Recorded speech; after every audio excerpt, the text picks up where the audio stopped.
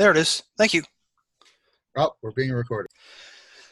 Hello, and welcome to session 3 of Wreckage, organized through Gauntlet today. The Gauntlet, online organization of gaming and stuff. Just go to the Gauntlet, and you can find it all. One of these days, I'm going to remember the intro spiel. But this is session 3 of Wreckage, an Apocalypse World series. And as Jim just pointed out, we didn't do the history questions at the end of last session, so we can start off with that. Let's see.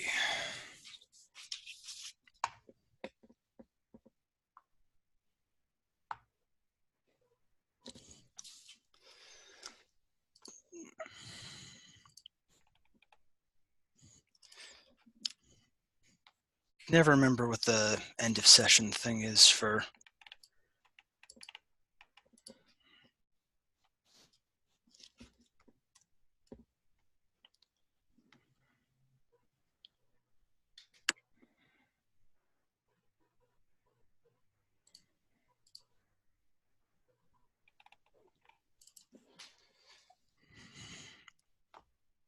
All right. At the end of every session, oh, there's a chat. David left. While we're waiting for David to get back, Valentine, you took the followers during last session. There's a holdings and gangs tab in the character keeper. Okay. Would you mind inputting that the stuff there? Oh, the data. Okay, yeah, no problem. Any particular do you just want me to select off the Hocus list, or?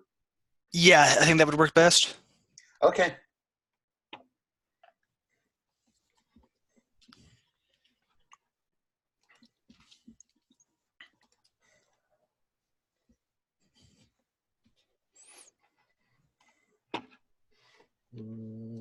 Let me know if you have any questions while you're setting that up. Yeah, I looked it over. I think I'm pretty solid on it, but hold on.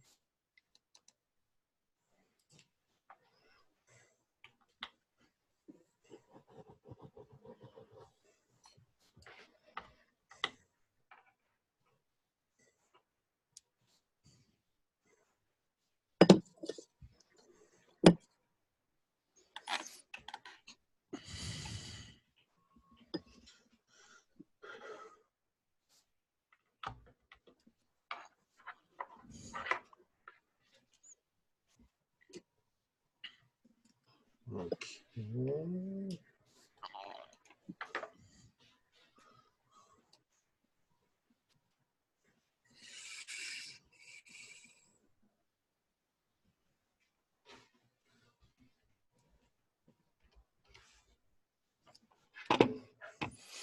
Just to confirm, we didn't do the go around add history to people at the end of last session. I could have sworn we did. Did we? I thought we did. Okay, I just don't remember. If someone remembers, I'm sure we did. Okay.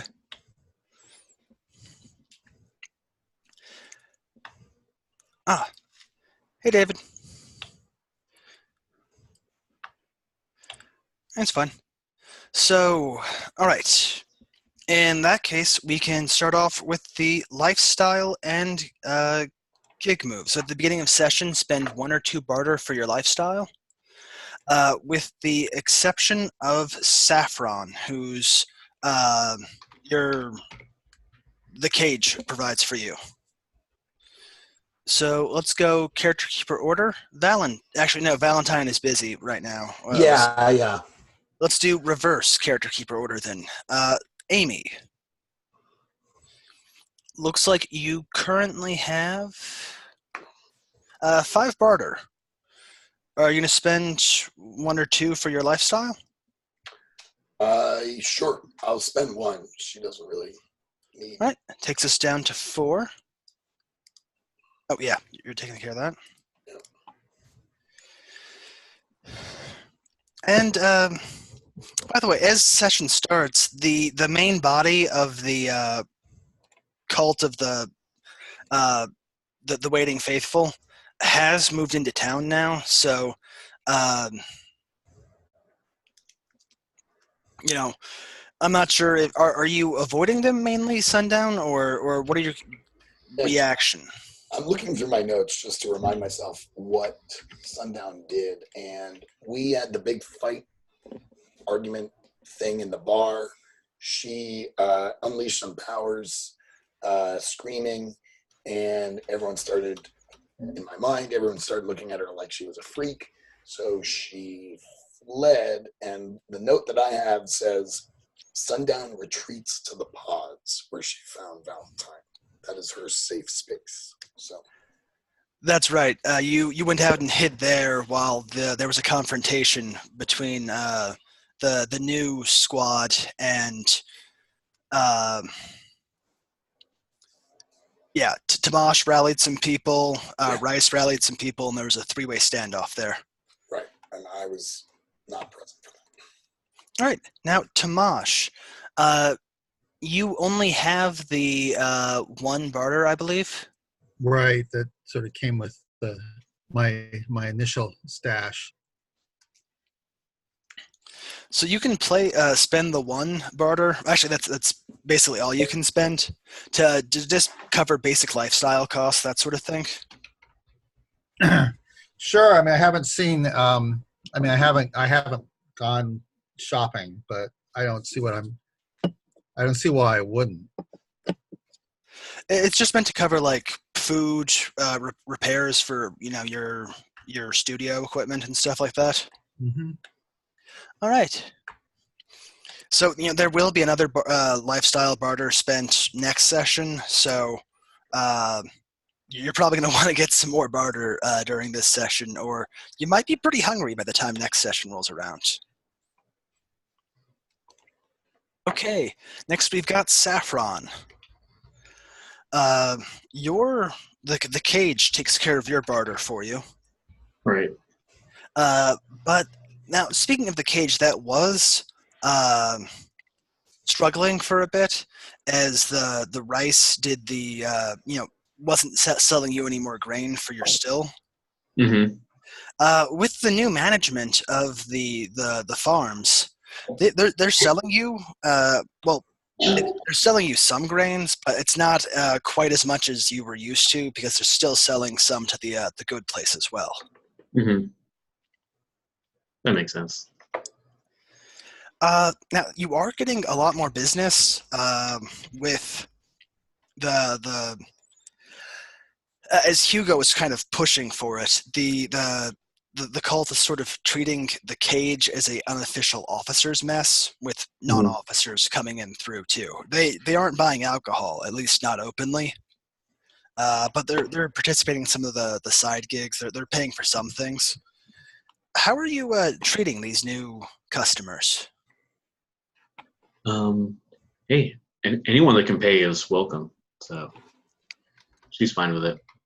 Even if they aren't too happy that you're selling alcohol to some folks? As long as they don't interfere. All right, then. Well, that's interesting. You weren't too happy when the mutant scrounger tried to come in. Well, I think you're misremembering that. She said that was fine. She just didn't want them to fight or use the other things.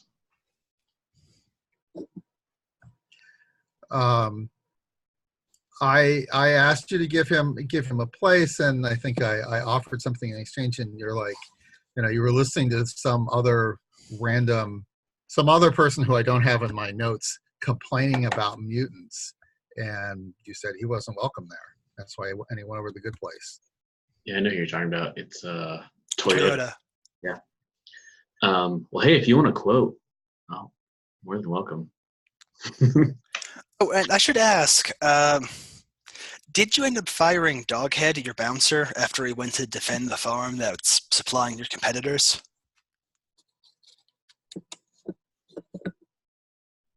Did he come back? Yes, he kind of came back a little hung dog, if you'll pardon the pun. Like, hey, do I still work here? I think Saffron would be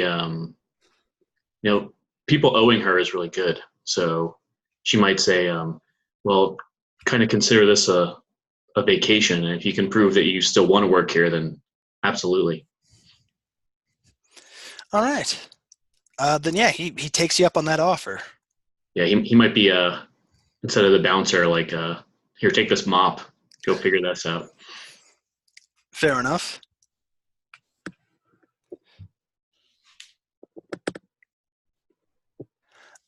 Richard, are you ready? Yeah. So I think I need to do my group roll first, because that might produce barter for lifestyle. Yes, go ahead. Okay. So what is the modifier I roll on that? It's fortune, right? Yes. Yeah. Okay. So that's all right. So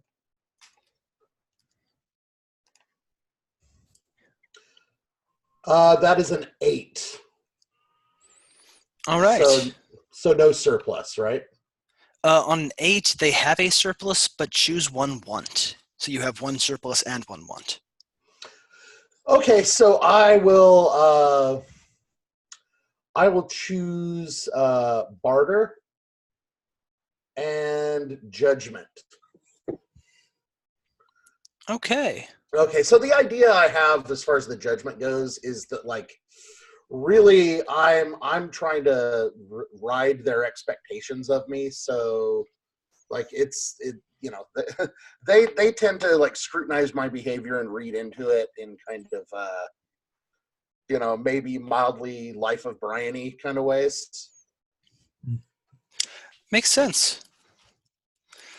So you get a barter for your followers, and yeah, that they want judgment. Yeah.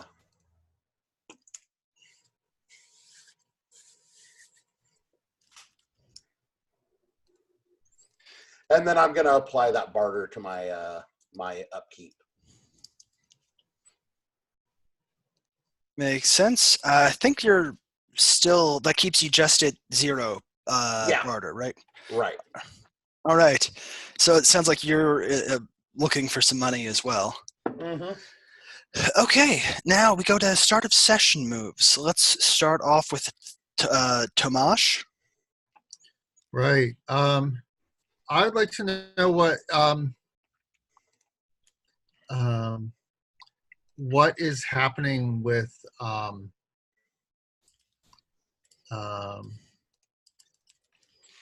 I guess it's Owen. Was that the person I interviewed? Owen the cultist? Yes. Oh, should we highlight stats first? Oh, right. I'm sorry. Oh yeah. Brain's all over the place today. Yes, we should go through and highlight stats. Okay, let's do reverse character order again, starting back with Sundown. You have the most history with either Valentine or Tomash. So pick one. I'll pick Tomash. Okay, Tomash, you get to highlight one of Sundown's stats.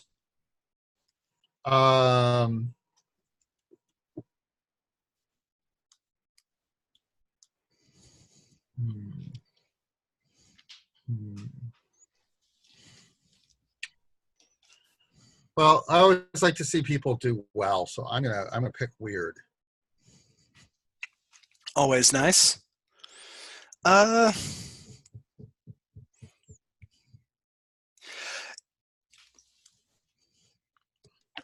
Just because I think it would be fun, I'm going to highlight hot for her other stat. Yes, that's the thing she's worst at. Tomash, you have the most history with Amy. So, yeah, Sundown, you get to highlight one of his stats. Interesting. Well, I will return the favor and highlight hot. Oh, speaking of Amy, you have filled up your experience track, so you can pick a advancement anytime you want. Yes. And I'm going to go ahead and highlight I'll highlight his weird, because I don't think we've seen Tamash get weird yet. Yeah. Oh, I see. Oh, you're marking them. Okay. Okay, so Saffron, you have the most history with Valentine or Sundown, so you get to pick. Let's go with Valentine. You haven't had one yet. All right. I will highlight. Let's go with hot. All right, and I've still not seen Saffron really crack down on anyone get hard, so I'll pick that, I guess. Sure. Now go to Valentine. Sundown has the most history on you, so Sundown gets to pick for you. Fascinating. I'm gonna say I want all of us to have hot marked, so I'm gonna give you hot. All right, I'll go ahead and mark your cool, because I'm All feeling nice. All right. Kyle, I've never played Apocalypse World, so I don't know how an advance works. Oh, yes. If you go to the playbooks, Okay. right, you're the brainer. So I'm on the wrong page. I see where it says each time you improve, choose one of the options.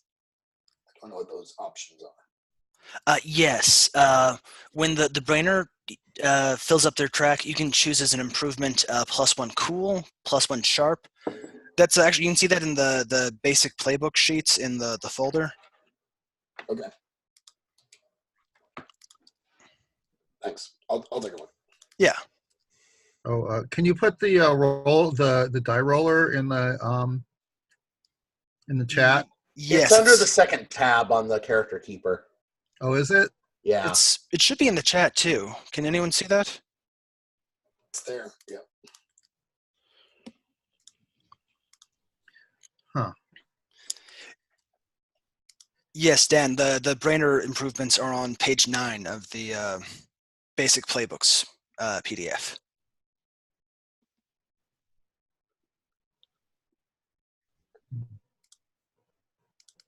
For the extended characters, it's also, I think, on their in their descriptions, in their playbooks. That's right. All right. Thanks. I'll find it. Cool. Okay, Dan. I mean, Tomash, you can go ahead and roll sharp for breaking now. All right. Let's see if I can.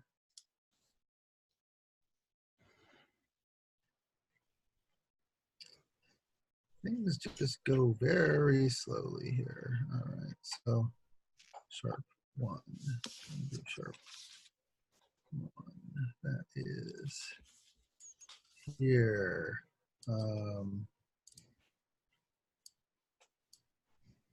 Okay.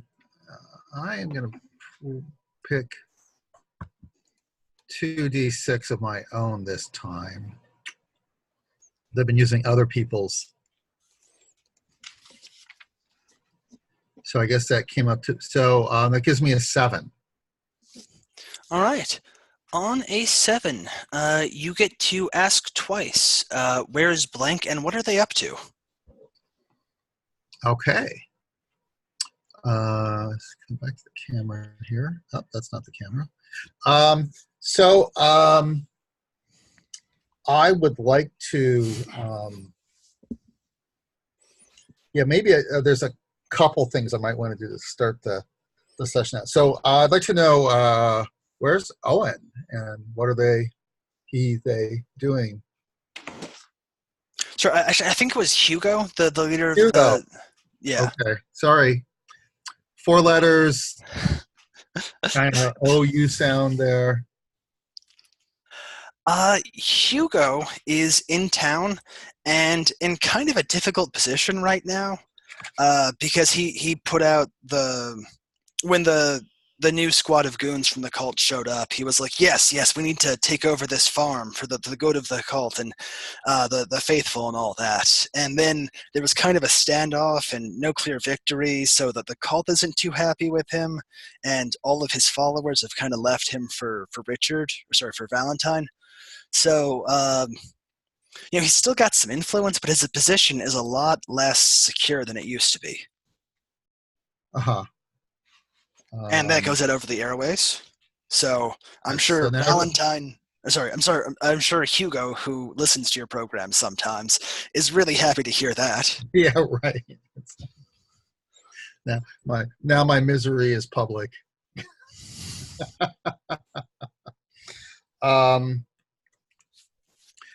And I think I'd like to maybe hold the next question. Absolutely. And I'm just gonna, yeah. So I think I'm good for beginning a session. Okay, now Valentine, you do your past move. Right. So plus sharp. Hold on.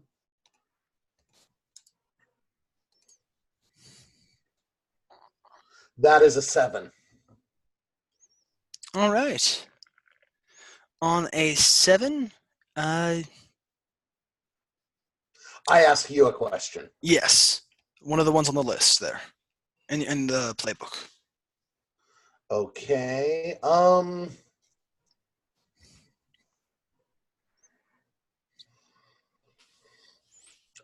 Could we have stopped it?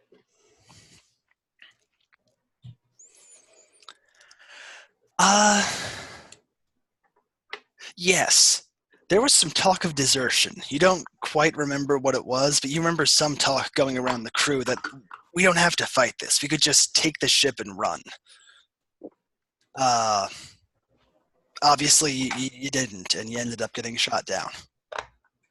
Anyone else have some sort of session moves? Okay, then.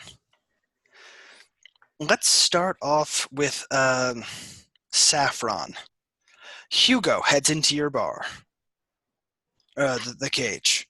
And yeah, he's a regular at this point, ever since the hypnosis thing last session. Officially, he's just here to watch the cage matches. Sometimes he sneaks in the back for a drinky poo. This time, he's coming through the front, all official-like. Do you think would any of you be hanging out in the bar at the moment? Not Tomash. Val would be, yes. So Hugo heads in and is like, yes, Saffron. Valentine, you're here too. This is wonderful. I was hoping to speak with both of you. I've got word from the Sky Prophet. He has he has come to town, although he's with the center of his followers, an old tent encampment on the outskirts, not in the town proper, as it were. And he says there's a woman of particular interest to him somewhere in this town. They've actually touched minds somehow, and it's the Sky Prophets. It's very unusual for someone to be able to make mental contact with him at such distance. I believe you might know her. Saffron, I'm fairly sure she hurt you with her brain just recently. Oh yeah, one of interest. Yeah, she's pretty interesting. I'll give her that. Yes, if you can bring her to the Sky Prophet, he wants to speak with her very much. If either of you can convince her to come speak with him, he would be very happy with you. You'll be richly rewarded. And what sort of reward is this? The Sky Prophet, he has great authority and many followers to his name. I'm sure he can find some way to reward you in a manner you will find pleasing. Well, she's her own woman. I can ask around, but I'll do my best. Do you, looking at Valentine, like either of you know where she spends her days? I have no idea. All right, then. I will go about my business. I will try to track her down myself, unless looking at Saffron. Do you have any questions? Can I do anything for you? And are there people in the like from his I guess the general what were they called, the Forsaken, I think, right? Something The like that? the faithful waiter. Faithful waiting. Yeah. Awesome. I assume they're like around in the bar too, right? There are a few, yeah, but you could easily take Hugo into a back room if you want to have a private conversation. Um, I don't think I need a private conversation. I might just say, yeah, well, a lot of your friends here, and Val, you too. A lot of people hanging around here, and I do have a space open on my crew. Need a little protection after you mentioned I got that little drama last time. So ask around, see if anyone kind of wants to join the payroll, I suppose. Hugo's like, I mean, we're comfortable, coming here for your entertainments, but working at this place, it would. I'm not sure many of the faithful would be comfortable with that. Well, we all have our duties, right? Of course, of course. All right, so Hugo heads out looking for Sundown. Do either of you go looking for her or do anything else? Well, yeah, I know where Sundown is, so I'm going to try to covertly make my way out to the pods.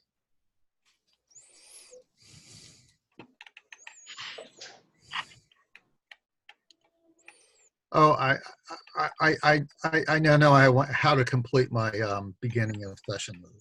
When Oh, okay.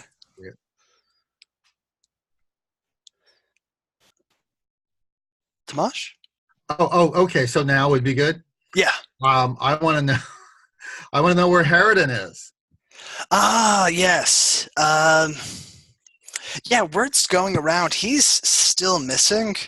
But you've got a couple people. I think your informant Tum Tum was keeping an eye on the new faithful. He's a little unsettled by them, and he's pretty sure he saw Harridan inside their big tent compound outside of the settlement. Uh-huh. So I've spoken to Tum Tum. Yes. Tum Tum's like, Tomash, I saw him in there, and he wasn't tied up, but he was in the center of them. So I'm not sure if he was like free to go or anything. You couldn't tell whether he was being controlled but at least he's. I mean, I like Harridan. I'm glad he's okay. Yeah, at least he's alive, but I'm not sure if I want him with those like space freaks. Yeah, they're concerning. They're concerning me. So I also have a side question. I know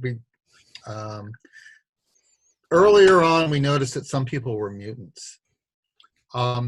So are they mutants, or in terms of are they different sort of mutants than we might see here on mundane Earth? Yeah, they run a gamut. So some have like pretty typical stuff for the real world, but others like Cinder had some unusual ones. He had like almost a scaly skin with like pitch black and like covered in these weird ridges and bumps, and his proportions were off. So,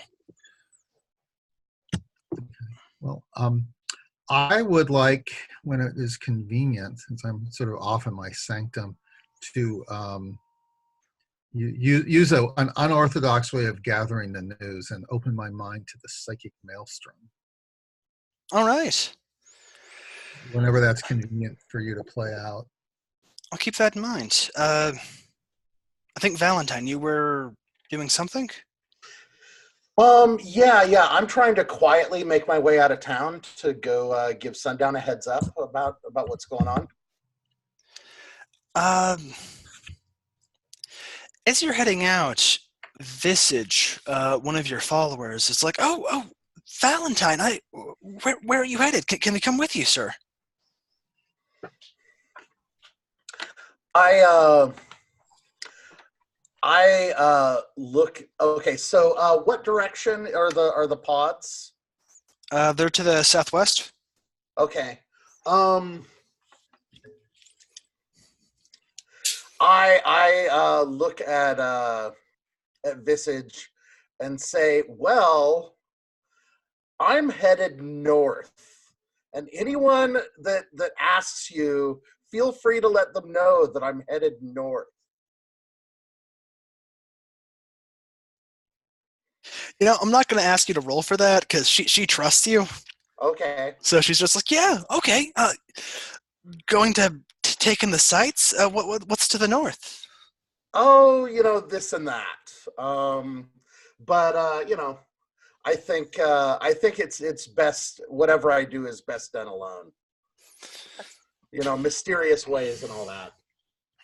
Very well, but come back soon. We're always eager for more of your lessons of the holy procedures. Certainly.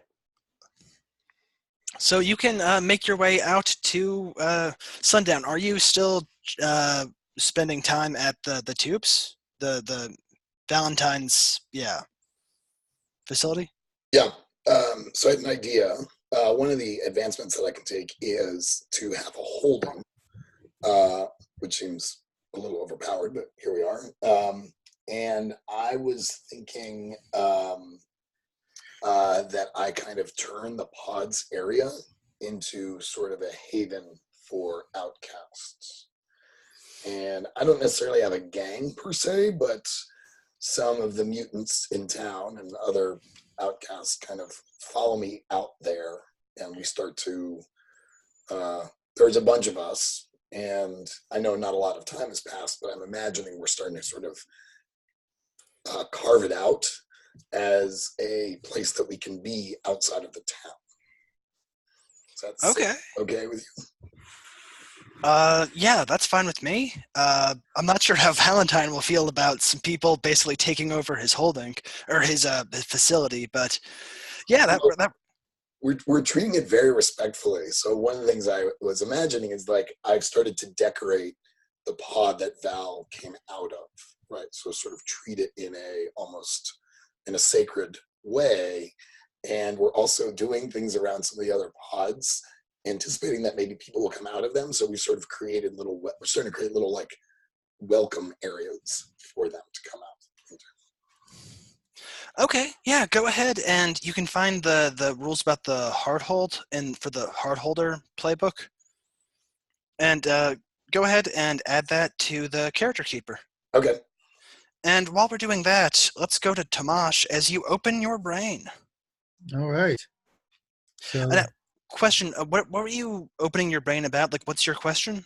right. So,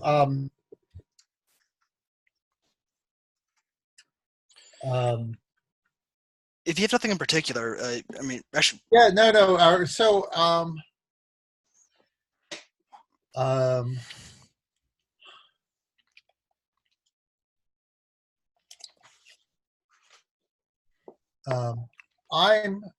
if there's actually something spiritual going on with the not the forsaken, the faithful. Mm-hmm. Then I think that might have it, have somehow be. So I'm interested in Harridan, and I'm interested in, if something has happened to him, if they're mind controlling, if he's convinced. I'm interested in also, is there some kind of to be able to organize these people, kind of suddenly, like the Sky Prophet has been able to do. There's probably some kind of psychic pain that he's answering. Like it may be, oh, we just all have miserable, shitty lives, and we want some way out of our miserable, shitty lives, or there's something else. So I guess that's so. It's sort of a newsy type of read, and I assume I am rolling less weird on this. That's right. Um, and my weird is either 0 or -1. Let's see there. 1. It's +1. Okay. See, this is part of my long range plan. All right. So we'll do that. And 9. All right. On a 9, I give you an impression. Okay. Right. So you're sitting in your studio trying to think about this sky prophet who shows up with a bunch of followers and a kind of weird religion. And you're thinking, and you I think that's right, David, about the whole thing being slightly smaller. And I don't believe you get a gang either, Sundown. But Yeah, sorry, that was for Dan, not to interrupt. oh yeah, sorry. Right, so Tomash, when you open your brain, do you think of it as like getting a vision or just some inspiration, or how are you picturing this? Well,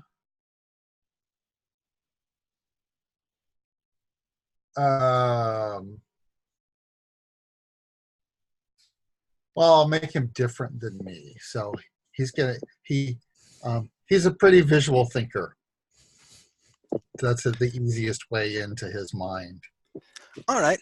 So you get this image of the sky prophet, and you've heard some descriptions. You're imagining, him in some kind of vestments with a big, impressive staff thing, and you get to wondering, how did this guy become like this? How does someone just end up in charge of a big cult like this? And you get this image in your head of this just regular person stumbling across some ancient facility, some piece of a ship buried but still miraculously intact. And he goes in there, and then he comes out, and a normal person comes in, but he comes out with these vestments and the staff, and he speaks, and people listen, and crowds gather around him and form up, and soon he's got the whole following with him.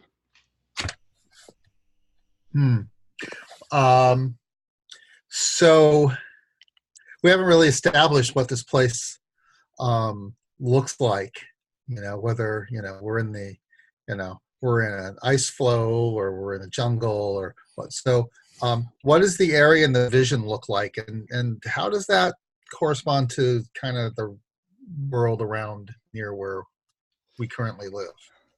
The vision was in a sort of Badlands area, lots of arid hills, which is what the land looks like to the east. And as far as you know, that those Badlands go on for a long ways to the east. That's one of the nicer parts of Wreckage, and that it's just dry.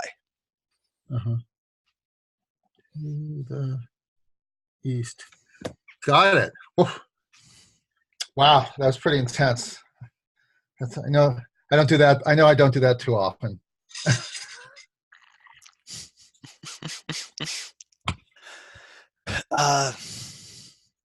Anything else? That's, I think, all you get on a 7 to 9.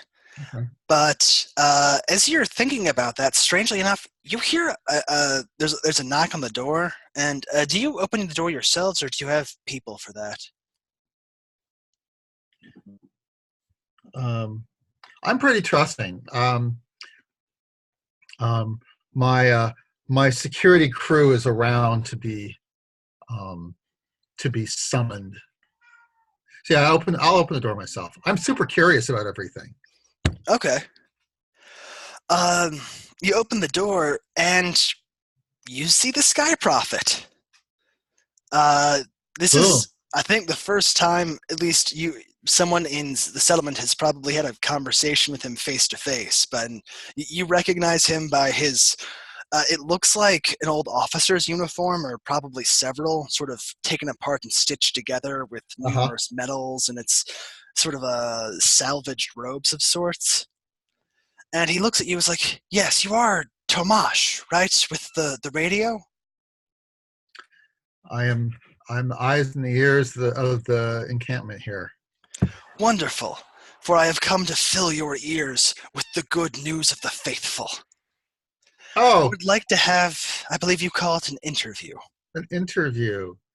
Why, yes. I happen to have an open slot in my busy schedule right now. All right, so we'll give you a second to think of questions for him, and we go Sure. back to Valentine. You have shown up at Sundown, your old facility. That Sundown has turned into a settlement. You muted? Okay, so so I imagine that this is this is some large pieces of shipwreckage that are kind of strewn in like the Badlands or something. Well, it's been relatively hidden, so your Okay. facility at least has to be kind of hidden. Okay, I'm gonna kind of presume that it's less like, because a lot of these facilities are just still powered down and not really kind of anything that a lot of what's built up is kind of on the periphery of this. Does that match with what you're thinking, Dan, or have people just moved into the whole of the place? Here's what I had in mind. What do you think of this? Yeah, go. The ship crashed kind of in a crevice. Mm-hmm. So Yeah. it's kind of hidden because it's in this crevice. And yeah, most of the ship is, except for the pods, are kind of strewn all over the place. And yeah, I like that we're a little bit on the outskirts, maybe towards the entrance to the crevice, because we want to try and protect the pods. Okay. And become consumed with protecting the pods. Right. Okay, and well, I'm a little thrown off. What do I encounter first when I'm approaching the crevasse? Like, are there whoever wants to answer that, Kyle or Dan?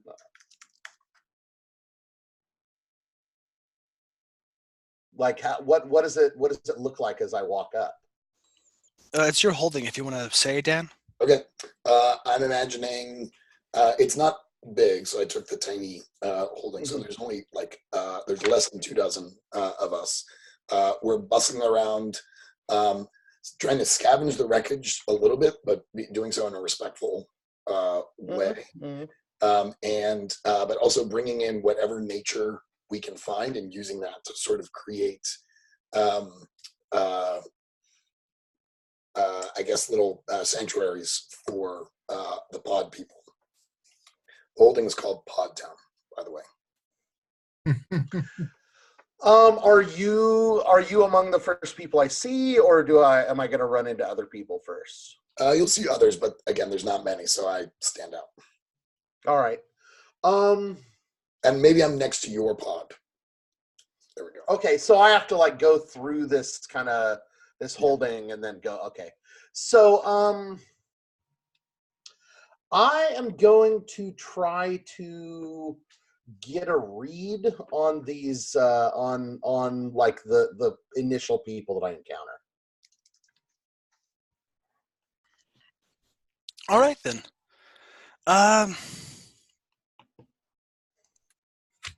So is this a charged situation, you think? I'm not sure if it is. I don't know enough about it, so I am on my guard. Fair enough. They do see you as, I mean, they know this is your place originally. I can see tensions being high.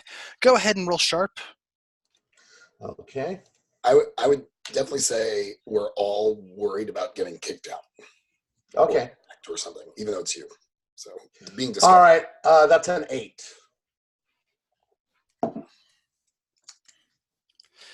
Okay, and wait, are you reading a person or a situation? Let me see. What does that do to my questions?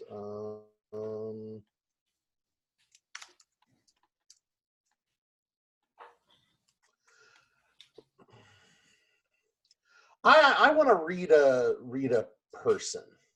Okay. Okay, and it looks like I've got one hold. So, what I want to know is what their intentions are. Dan, these are your people. Do you want to speak to that? Yeah, I don't want to call them my people, but that's fine. Yeah, I mean, they are, their intention is to create a safe area for them where they will not be discriminated against. All right. I'm going to ask after Val. Or not Val, sorry, Sundown. As far as I'm concerned, they have no problem pointing me out. Yeah. So I will you're down in the pods, so I make my way down there. And yeah, I'm going to I make a point of not immediately announcing my presence and kind of observing you for a minute before I make myself known. What are you up to? This is what I was picturing. I'm basically making sure your pod is nice and tidy. So all right. Fussing. All right. I kind of pick my moment and then clear my throat. Oh, Val, you're back. What are you doing here? I thought you were leading your cult. Oh, I certainly am, but the people are looking for you. I thought you should know. Well, that's one of the reasons why I came here. I felt like I could be safe here. It protected you for so long. Well, the only thing I'm worried about is that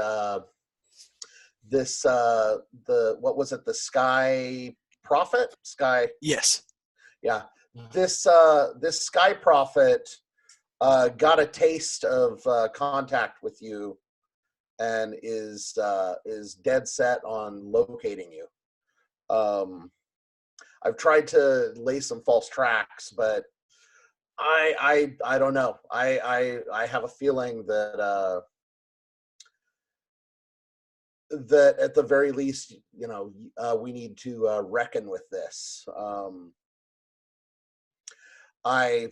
This Sky Prophet doesn't sit very well with me, and I have trouble imagining that it's anything good. She's sort of I'm almost speechless, just so grateful that you would come and warn me. It didn't even occur to me that anyone could have any kind of care about me. But I am convinced that by being here, I will be safe. I think it would almost be worrying for you that she's not as engaged.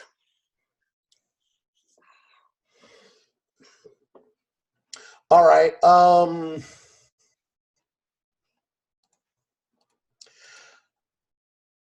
Listen, Sundown, I understand that you feel safe here, but I don't think it works on a long-term basis. It looks like you've once you set something up like you have up at the head of the crevasse, it's gonna draw attention, and if they don't find you anywhere else, they're gonna work on finding you here. I look at you sort of creepily, and I'm like, I have ways of sending people away, and all of these people here, they have also sought a refuge, and they will fight for their safety. Maybe a couple of the mutants are sort of looking up like, yep, we'll do this. All right.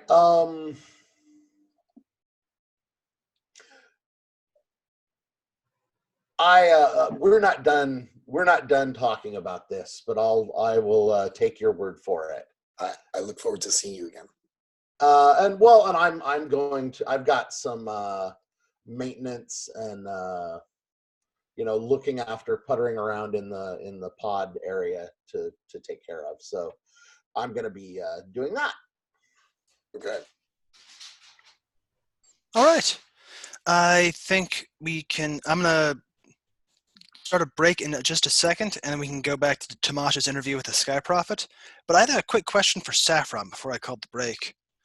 Um, so as of right now, the cage is in a decent spot. You've got the alcohol back. There's some tension with the teetotaler cultists, but it's as of right now things are okay. So what does Saffron want right now? What is her plan? Well, I was gonna run this by you. I was gonna see if do you think fingers in the pie, which is I can put the word out for something I want and try to get the word out that Sundown should come visit me. Yeah, I think you can do that. That's a good roll. All right, so I'm gonna call a 5 minute break. We can get back here in about 5 minutes, and we'll start up with Tomash's interview with the Skyfather, and then go to Fingers in the Pie. Great. Cool. I'm ready for that. Great. Bye.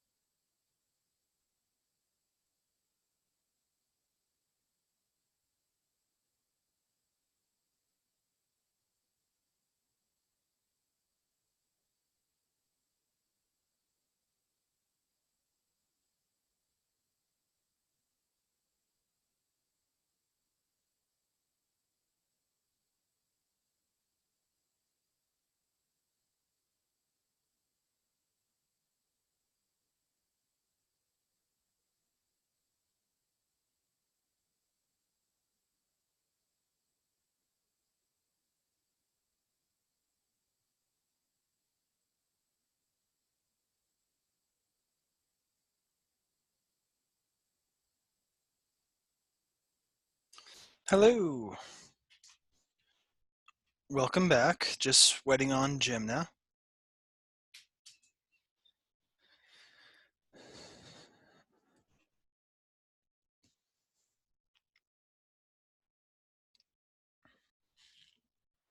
All right, we are all back. And as the interview starts up, Saffron, Doghead is a big fan of Tamash, so he is going to be like, oh, guys, Tamash is interviewing the Sky Prophet as soon as that starts up, so you're welcome to show up anytime you want. Okay, now Tamash, as you get settled and prepped for the interview, what strikes you at the Sky Prophet is under the clothes, he's ordinary looking, average height, sort of kind of weathered skin, but pretty typical for this planet, really. He's, it shockingly average if something is there, but he makes up for it with the outfit, the vestments sewn together from I think you've hung out with Valentine and Sundown enough to get a decent idea for what the uniforms looked like, and he's patched together a couple uniforms into one really big, elaborate, highly decorated thing. He goes with like the clothes make the man theory, and he's dialing that up to 11.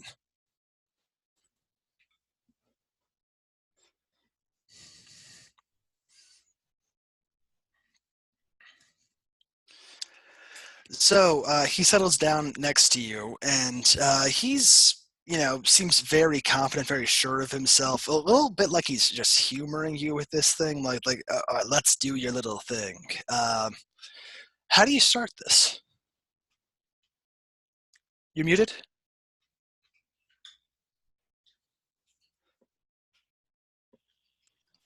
Got it. Thanks.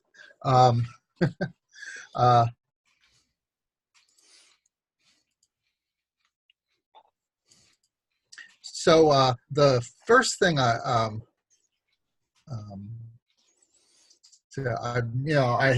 have sort of a typical kind of hospitality routine I have for people who I interview, which is, not much more than offering them a cup of tea. So I have zero barter. It's not like I have, a well-stocked shelves myself. And the prophets noticed that. You notice his eyes lingering on like the bare shelves and the old equipment, and you see him sort of touch the like gold ornamentations. Like this guy, he's got way more money than you, and he knows it.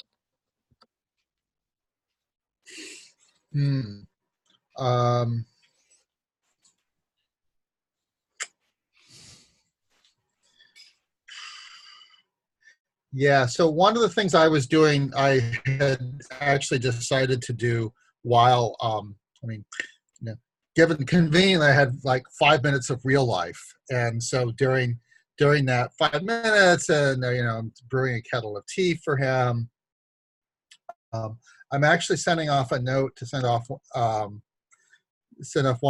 of our informants. I don't think that we've met, but. I asked Lala to go over to Podland and just scope out, maybe to make a report. Oh, not Podland, Podtown. Yes, just like Limetown, which I just finished recently. That's a good show. Sundown, does it seem fair that Tamash would have heard about Podtown? Yeah, I think it's hard for us to keep that under wraps with all the mutants kind of fleeing, essentially, the main settlement. And I have an interest in mutant issues, which is why I'm sending a stringer, so to speak, over there.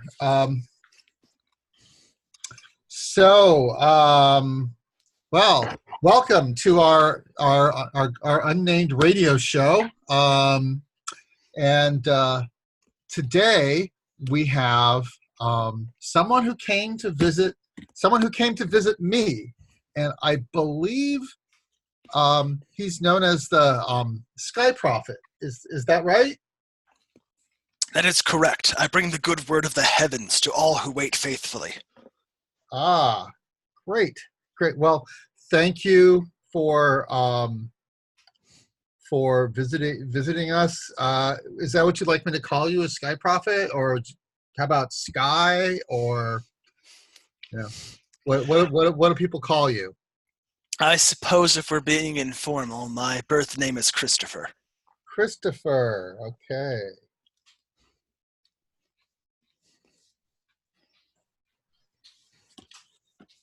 That's interesting to know. So Christopher, what brings you into the studio today? I've come here to spread the word of the faithful. I have seen this town, and it has the seeds of greatness within it, but those seeds are being smothered beneath the weight and the corruption of decadence and failing to abide by the procedures and codes of the holy codes of conduct. Uh-huh. Are these codes of conduct written down anywhere? I think I heard. I talked to one of your co-religionists, Hugo, the other day. And are these codes written down somewhere? Yes, he draws from beneath his robes a 3-ring binder that's gotten kind of tattered and sort of patched cover, and he opens it up, and you see there are a bunch of papers in there, some very old and weathered. These are the holy regulations that upon which the faithful faith is based. Ah, wow. This is so interesting. Do they look like they're scavenged from the ships? Yeah, it's a bunch of scavenged manuals and some code of conduct, that sort of stuff. Hmm. Great. Well, we have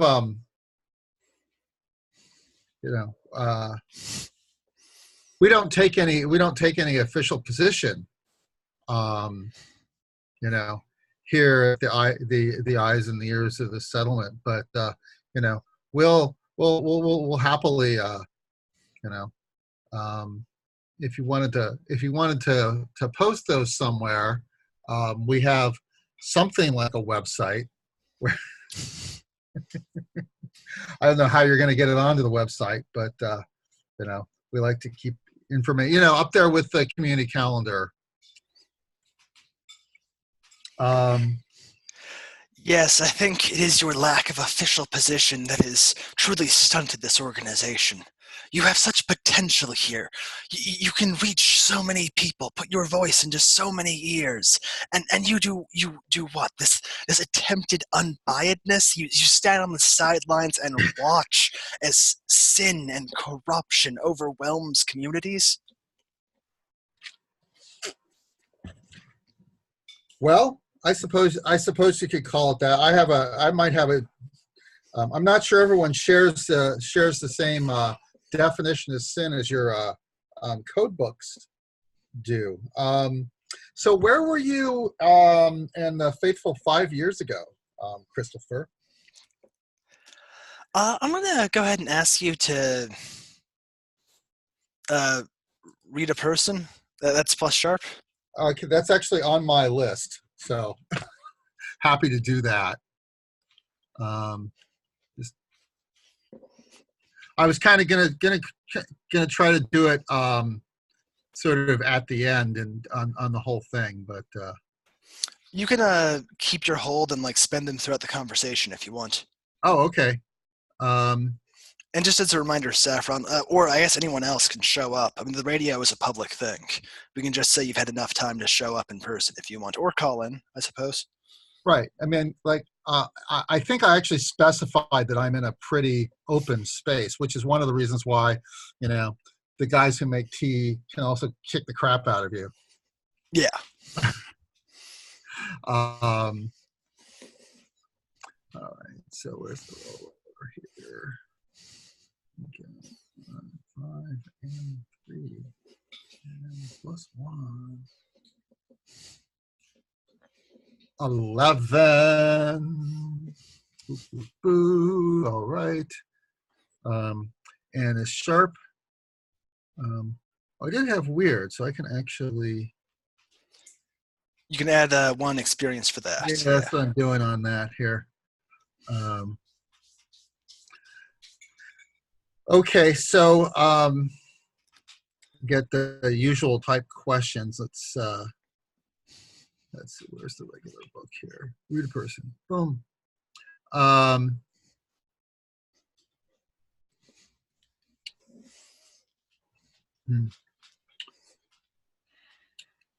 So I get a whole 3. Okay, so I'll ask one question now. What does my character intend? What does Christopher intend to do? You're looking at the Sky Prophet, and yes, he's paying attention to you. He's speaking to you, but 90% of his attention is going to the equipment. He's looking at the recording and the broadcasters. You can see that's where his mind's at. He wants this equipment. He wants to use it himself. He's casing the joint. It sounds like. Pretty much. Okay.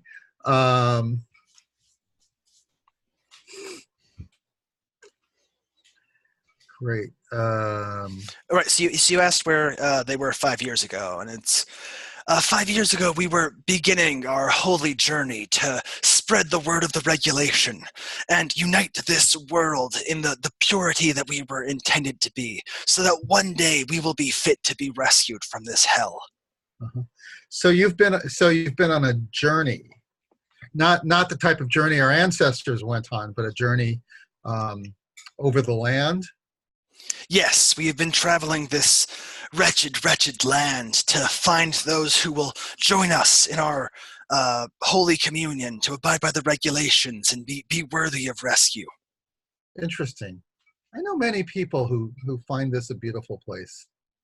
So I'm not sure how much of our studio audience is going to agree with your saying that it's wretched. It is a wretched place where we must labor and slave on machines just to provide for another day of food and clean water. In the paradise that was, there was food just growing from the ground, and clean water just running in the rivers. It was an incredible place that we have lost until we have proven ourselves worthy of regaining it.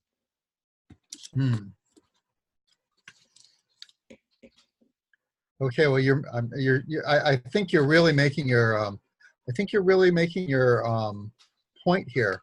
I couldn't help but notice your robes, uniform, My vestments. Your vestments. Thank you. So, did you make those yourself? These were crafted by the faithful as a donation to my personage. Ah. And so 5 years ago.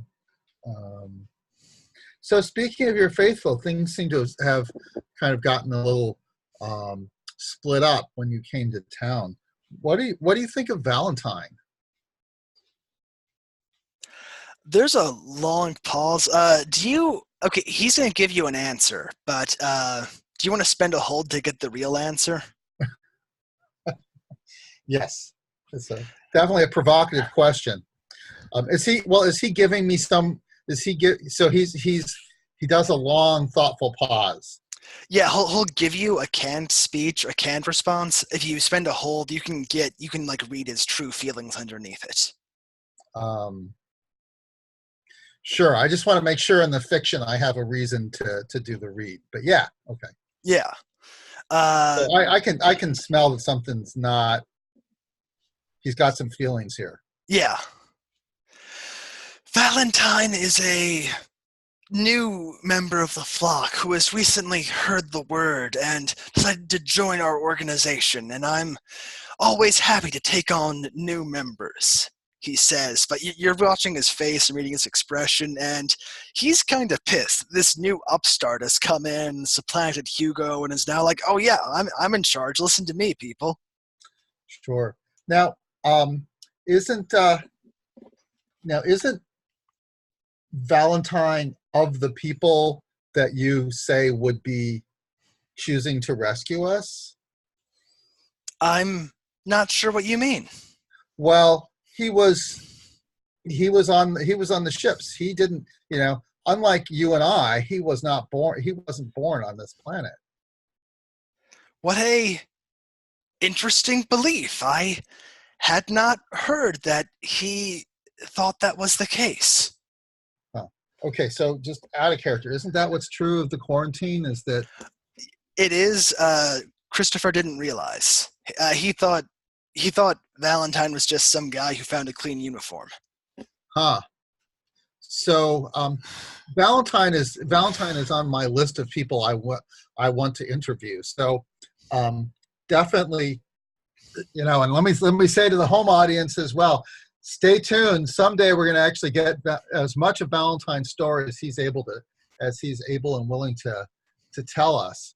But as far as we know, he somehow was in suspended animation from the time of the crash.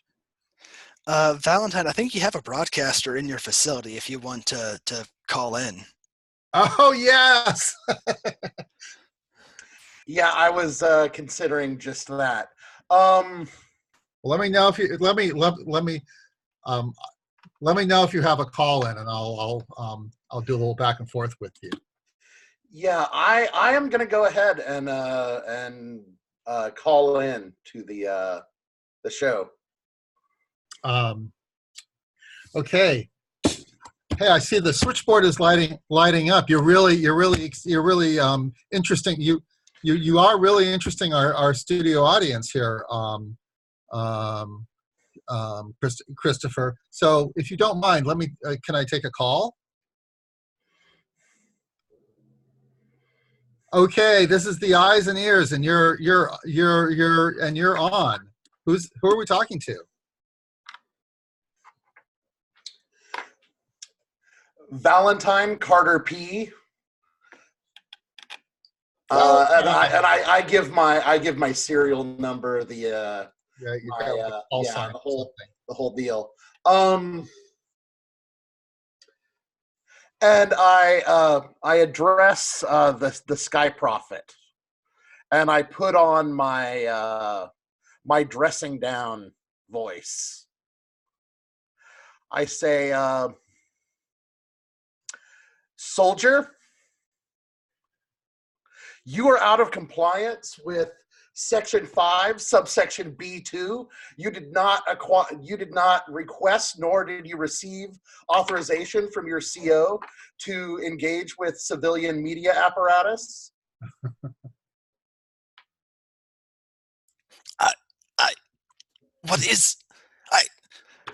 I am no mere soldier. I am the Sky Prophet, the holy emissary of the heavenly fleets, come to bring the word of the sacred regulation. For someone who claims such knowledge, you display a laughable lack of military discipline. And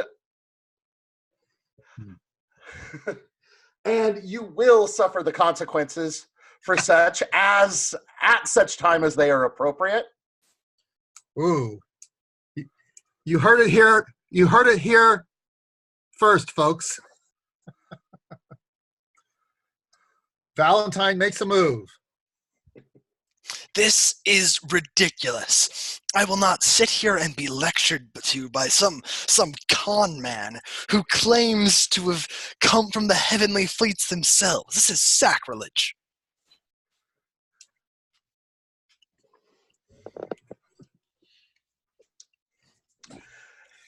I don't know.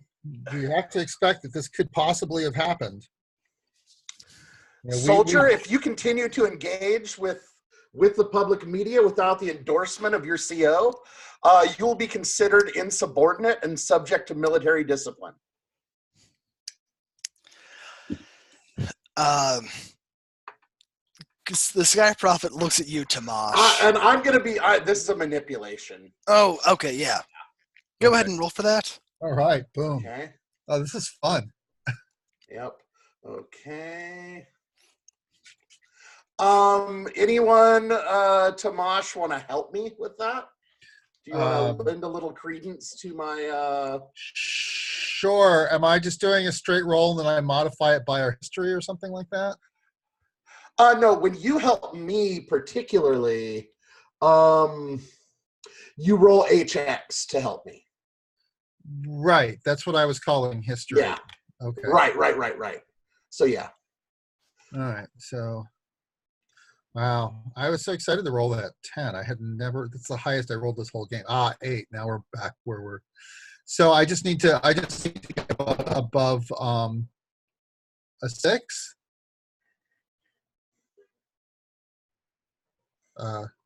Yeah. Kyle. He rolled a 8 to help, so he adds a 1. Yeah, and you get an XP for helping me, Tomash, because of my class ability. Okay, that's cool. Okay, so I get a +1. Am I correct there, Val or Kyle? From that assist. Is his camera? Is his? We're not getting any. Can you hear me now? Yeah. Now okay. I can. Sorry. Yeah, So, that's right. Okay, so that'll be a total of +2. Oh no! I rolled snake eyes. You know what? Yeah, as you're trying this, the Sky Prophet is like, I've had enough of this vile heresy and slander. And he reaches over to his staff, which is just covered in electrical equipment, just like strapped on every which way, presses a button, and the radio transmission's cut out. There's just static. Yes, Sundown? I feel like I'm watching Val get more and more agitated because we're all now hearing this broadcast in Podtown, and I'm observing. By the way, as soon as the audio cuts off, you see I go completely back to calm. Okay. Okay. But go ahead and react. I mean, that's. I sense that as you were talking to me, Yeah. more and more agitated. Yeah. Sort of like trying putting on a show that I was not used to seeing. Yeah. And so I wonder, Kyle, do I know that the person on the radio, Sky Prophet, is the person that I connected with? Yes, you can tell. So I feel like I, in my attempts to protect Val, might try and mind fuck them and say just a single word, just stop, as powerfully as I can. Okay, I'll let you roll for that, but I wanted to do one quick thing first. Yeah, Sure. I think I'd like to react to since it's happening right in front of me. Yeah. All right, so he cuts off the radio transmission, and you.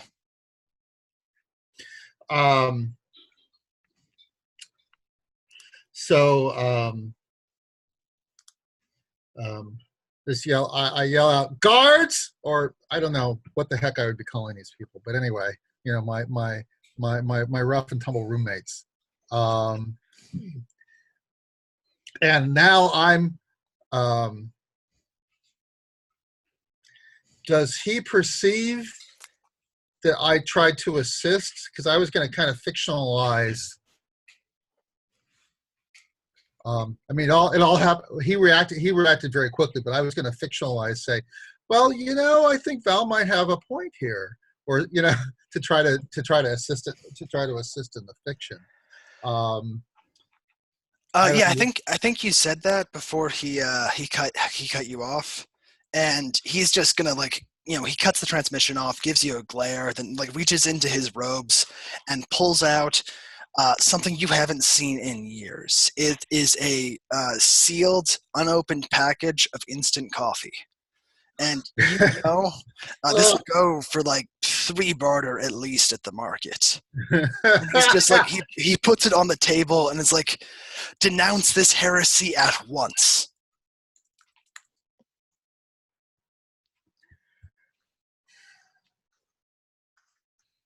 I have no power. I have no power here. My listeners are free to come up to whatever conclusions they want. But I can see that you're wanting to end this interview. So I just have one final question to you, which is, my man Harridan. Do you know what became of him? He was last seen near your camp. He has discovered a great spiritual suffering and come to us for healing and enlightenment. Okay, I'm going to read that one too. Okay. Like, does he believe that? Actually, you know what? You don't need to roll for that. He Okay. genuinely believes what he's saying. Right. Actually, you're pretty sure it's not. He's kind of forcing Harridan to hang out with him, I guess, but he genuinely sees it as him trying to like help the spiritual wounds of Harridan. The Sundown, that was the guy who trailed after you into the Badlands. Yeah. I was just wondering if I got the name right. Yeah, I think that's right. Okay. Okay, and Sundown, you wanted to roll to mindfuck him. Yes, I believe actually the less obscene word is direct brain whisper projection. You can roll plus weird to get the effects of going aggro without going aggro. Oh, boom. Oh, yeah, baby. But your victim has to be able to see you. I'm going to go, there's a special case. You have a sort of mental connection, so you can go ahead and do it without the normal sight limitations, with just the Sky Prophet. All right. Oh, yeah, because we've already connected with each other. Love it. All right. I'm rolling khaki-colored dice. Oh, I rolled an 11. That's so exciting. I never roll that well. And plus 2 is for my weird. So I'm And it sounds like you want him to stop. Yeah, I think I'm just going to, actually, I think I'm going to say enough. Just sort of like one powerful word that sort of reverberates in his mind. Enough. You know what? Roll like that. The Sky Prophet faints. And immediately some of his guards, some very, very beefy, very faithful people storm in and like, the DJ has wounded the Sky Prophet. Let's get him out at once. Back to the compound. And they, shove their way in, grab him, and rush out.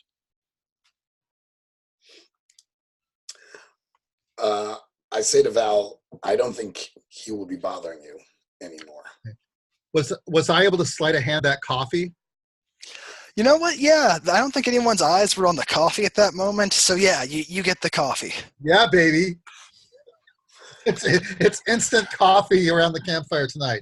Though it's worth 3 barter, so I might actually try to trade up. Yeah, you need that for your lifestyles. All right, Saffron. Were you listening to the broadcasts? Oh yeah, I assume everyone kind of in the cage was. Yeah, I think so. And there were Valentine's faithful were there, and when that conversation went on, their group of faithful and the other group started like throwing glares at each other, and you have a sense you are like a hair's breadth away from a bar fight right now. Oh, that's no good. Wait, are there two factions of faithful in at the cage? Yeah, I mean there are the handful that follow Valentine and a few other. Okay, overall, the majority of the faithful follow the Sky Prophet, but in the room right now, there's about an even number on both sides. Mm-hmm. Some who follow Valentine and some who don't. All right.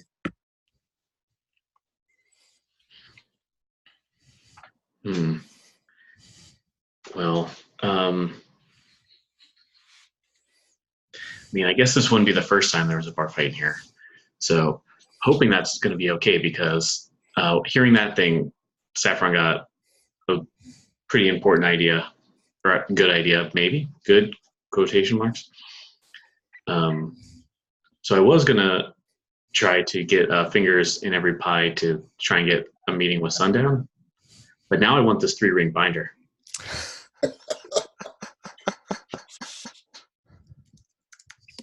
Yeah, So, I bet they took that.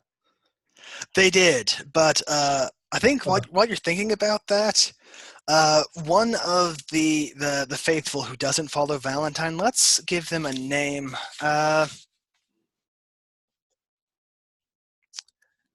Her name is Parcher, and she was in the middle of some kind of food at the cage.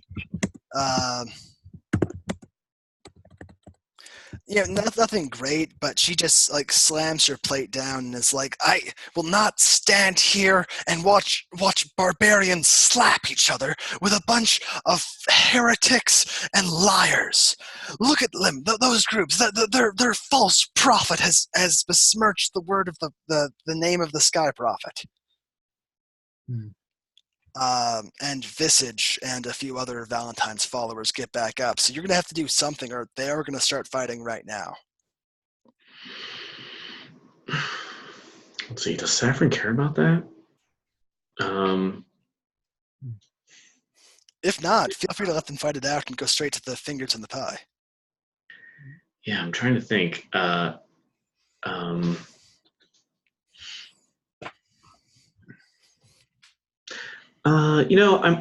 might as well read a situation, right?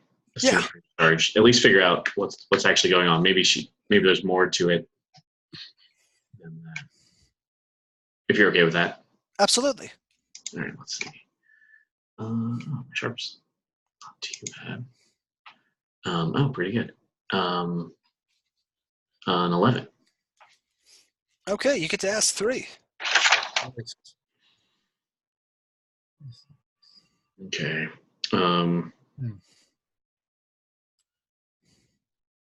So who's in control here? Probably you, actually. Yeah, because the half of the faithful are looking to Visage, half of them are looking to Parcher, but everyone else is looking to you, and you've got the dog head and your other enforcers. Okay, that's good news. Look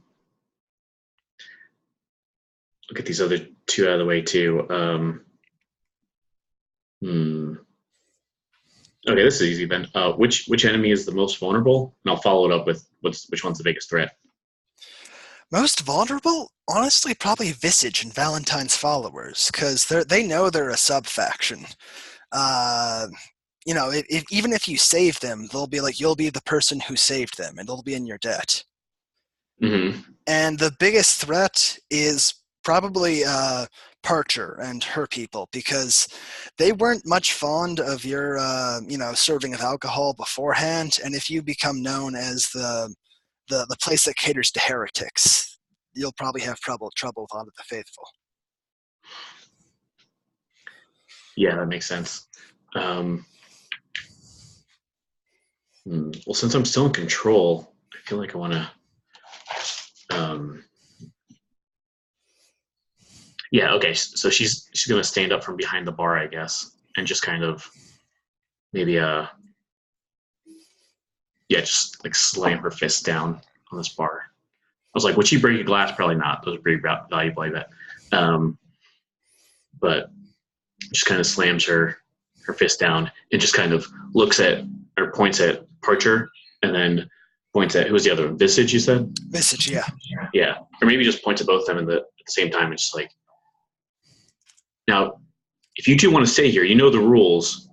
We don't do shouting matches here. We do it in there, pointing at the cage. If you got some things to settle, let us all watch.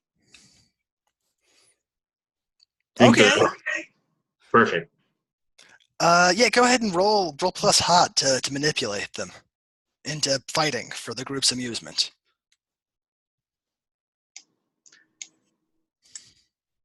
Oh, is she? So a 7. Oh, and an 8 with the reading, which still say the same. So It was an 8, you said? yeah.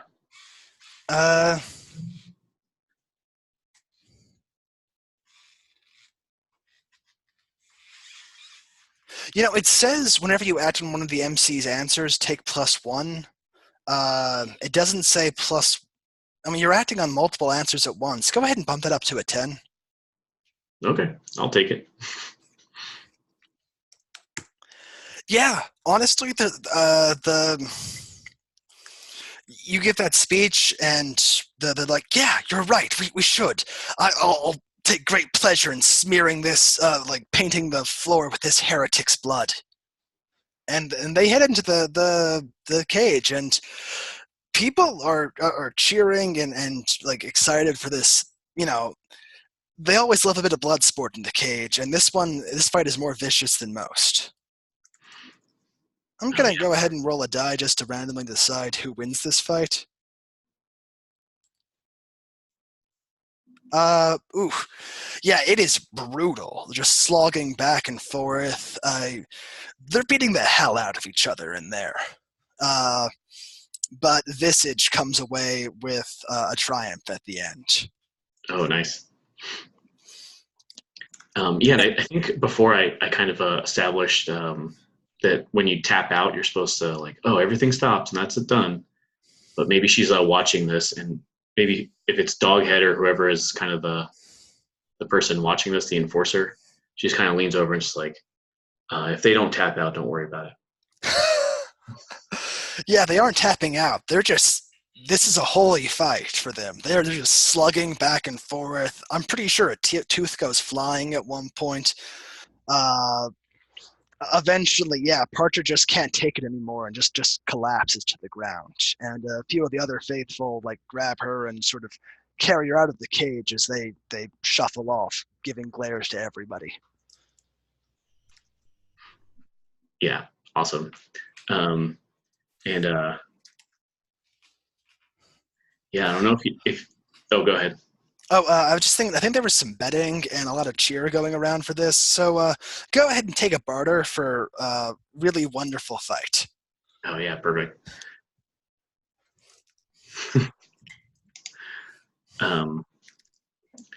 Yeah, I think if I can, although Saffron's pretty distracted too, but if I can, while this is distraction going, especially with I guess Hugo's faction, just try and ask one of these enforcers, or maybe one of my regulars, I guess I've named them, to maybe try and bring this 3-ring binder or a copy thereof back.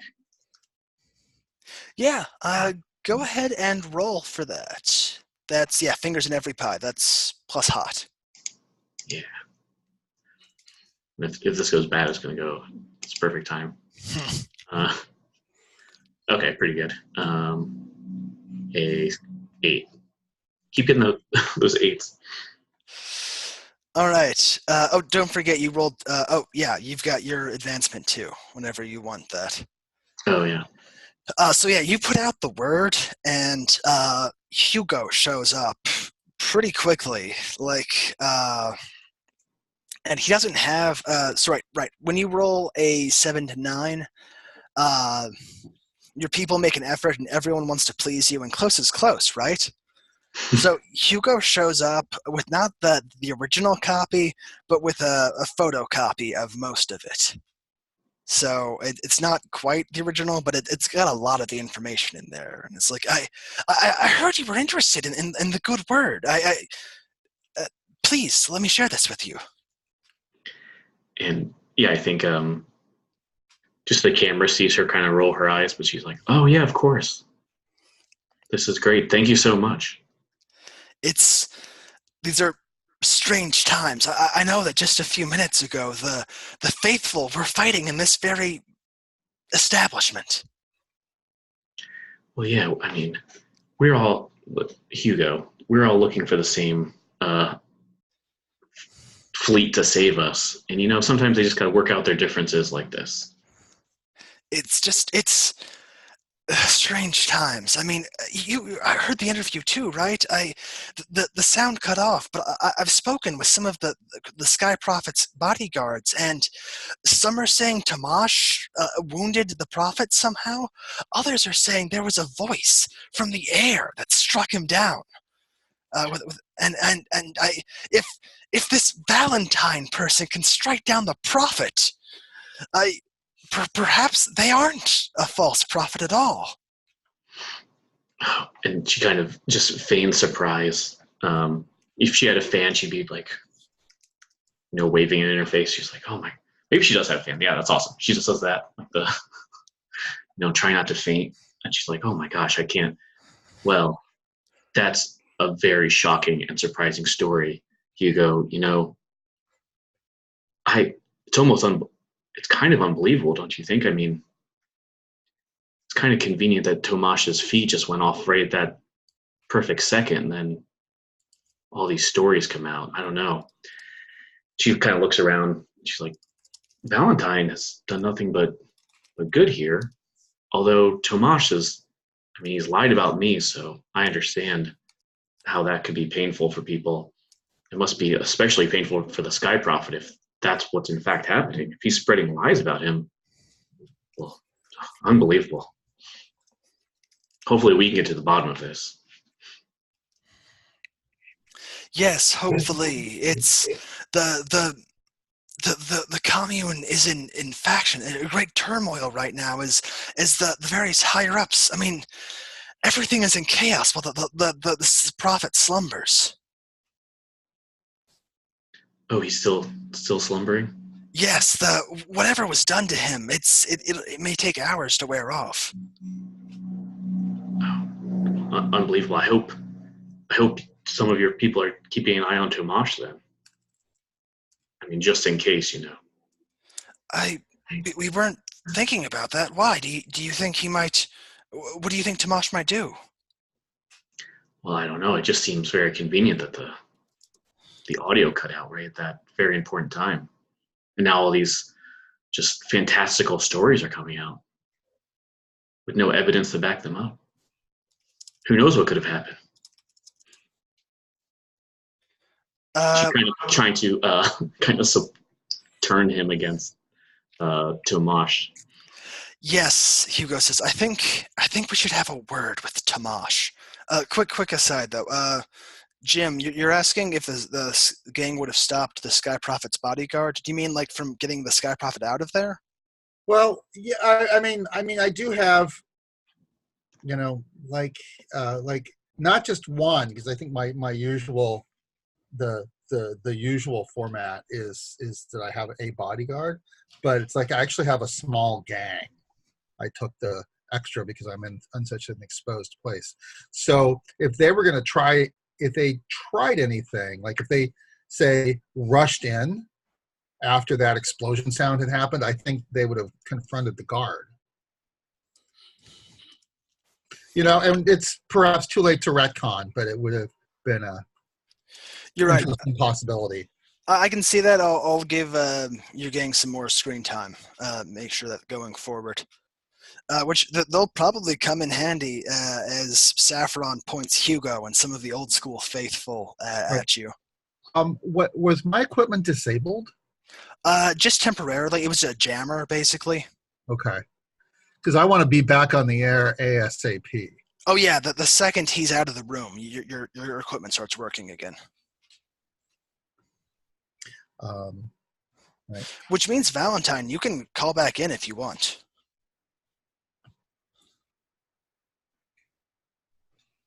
You're muted? He is muted. Well, I got it. I'm here. Is there any indication from Tomash is Tomash soliciting that? So I think what I would do, well, what Tomash would do after this kind of chaotic scenery is immediately, the first thing he probably cares about is his equipment and making sure, testing 1, 2, 3, making sure that it's working. And than to say, well, this was unexpected. So I don't know that there was a blast. Suddenly, Christopher, the Sky Prophet, jumped back, staggered back, roared, and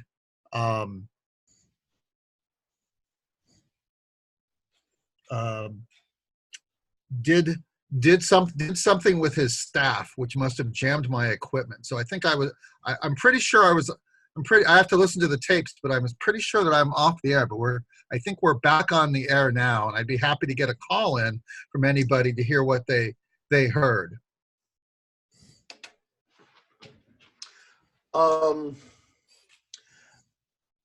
Sundown, do I know what you did? Is it evident that you did some kind of I don't know juju? Yeah, I think No. I think there's sort of a physical manifestation of her making this effort. So. Okay. I'm gonna call in.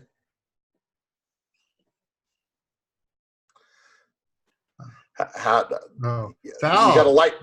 You're back.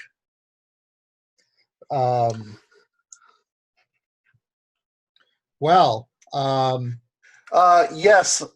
Do you have any comments on what you just heard on the radio? Well, it seems to me as though the discipline of which I spoke manifested almost immediately after the so-called prophet's transgression. Mm-hmm. Right. Well, I'll tell you, right after you got off the phone,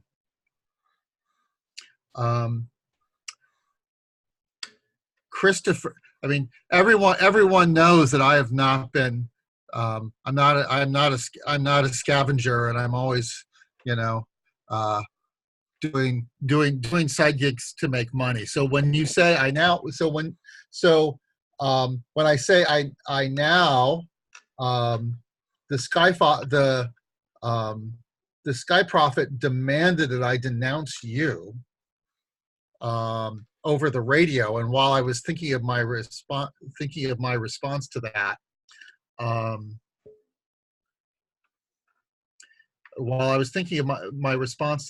he actually took out some instant coffee. Believe it or not, been an age since I've seen any, but he took out some instant coffee and said, denounce him.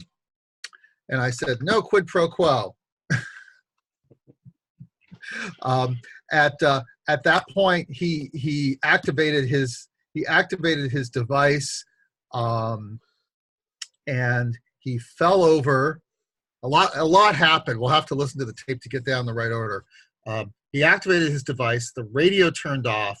He fell over. His bodyguard saw this, rushed in. I had to tell my bodyguards to stand down because at that point they were just gonna take him out, and I take him out of the building. And I was happy to have him leave. So it looks like there was a little conflict among the faithful here. I can't comment as to the particulars of what happened, but I ask that you and anyone else who saw the Sky Prophet's limp, lifeless body being removed from your studio to simply trust the evidence of their senses as to who is more in line with the regulations.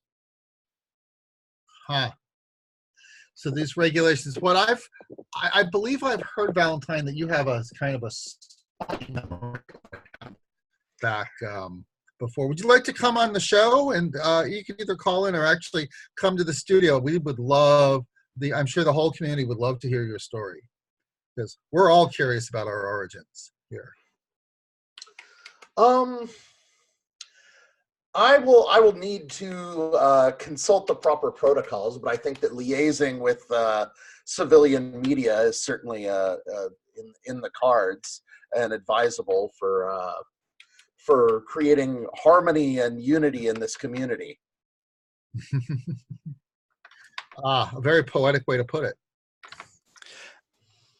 Oh, yeah, we're not about poetry. We're about getting things done. Okay. Quick thing I wanted to say, Saffron. I'm reducing the hold you've got on Hugo for the hypnosis because he's acting as your eyes and ears and basically telling you anything you want to know about the interior of the faithful camp. Yeah, that makes sense. Cool. So let me know if you have any questions about that. And actually, jumping to your stasis facility, Val, you did see Sundown glow or something, and then the prophet keels over. Do you have any words to say about that?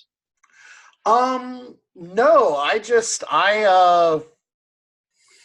I look at Sundown meaningfully, like kind of in an assessing way. And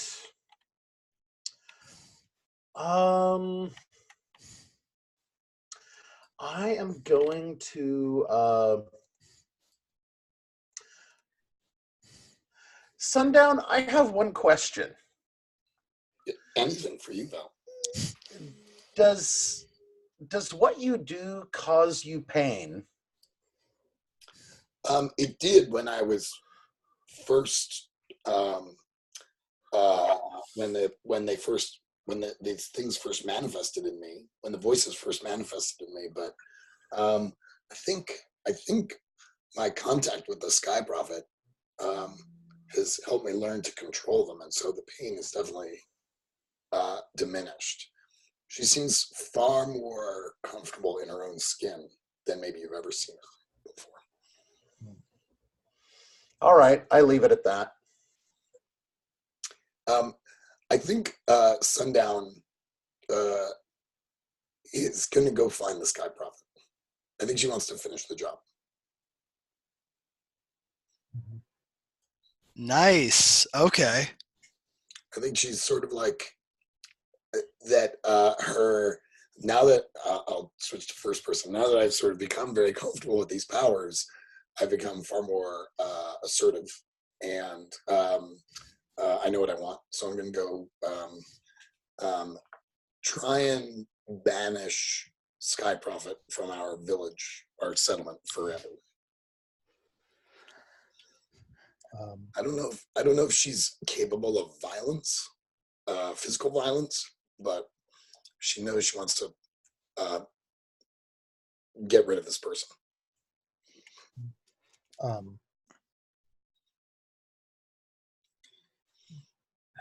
Yes?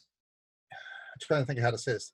So, Sundown, do you think that you want to have allies? I know that's not your usual MO.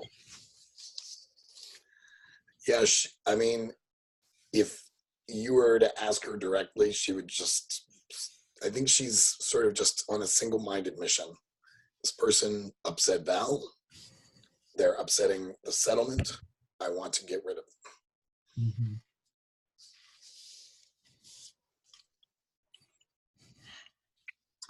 Mm-hmm. She's sort of sorry. She's pounding her way back to the settlement now. She's sort of like doing her thing. Okay.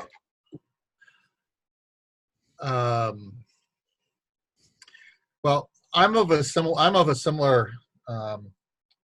Tomash is of a similar opinion, even though we're not in any kind of communication that I know of. So at this point, I know that one of my informants is being in this camp, maybe not necessarily of his own will. He's been injured by them, they've come to my studio and they turned the off switch and tried to bribe me. So I think they're a threat to the community.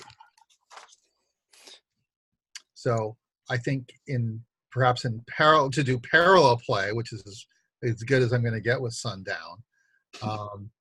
I'd like to do, I believe it's the Rally the Troops move. I feel like I've had a lot of screen time recently, so I'm willing to step back and wait for a while, but that's, I think, where I'm interested in going next. Okay, we can come back to that. Saffron, I wanted to check. Are you sure Saffron would be going after Tamash right now, or would you be taking advantage of the chaos among the faithful, try to splinter them up? What's Saffron's priority here? What mostly the going after Tomash almost as a petty thing more than a strategic thing. So if there's especially some chaos in the ranks, she might take more advantage of that too. Okay. Just wanted to put that out there to make clear that if you wanted to make a play for the faithful, now's a good time. Yeah, it's not a bad idea. I think if there's any opportunity, she's going to try to kind of side with Val's faithful over Hugo's, even though they're both kind of her friend right now. And I think between Hugo's visits, you're familiar with at least a few of the faithful who aren't Valentines, but the ones who are more permissive of alcohol and stuff. I think Hugo's put you in touch with them. Oh yeah, perfect. So yeah, I think if especially if they're more I don't know, forgiving of alcohol and they enough to order some, she might put an earworm into any of them too. Okay. Yeah, that's a good call. Absolutely, that makes sense.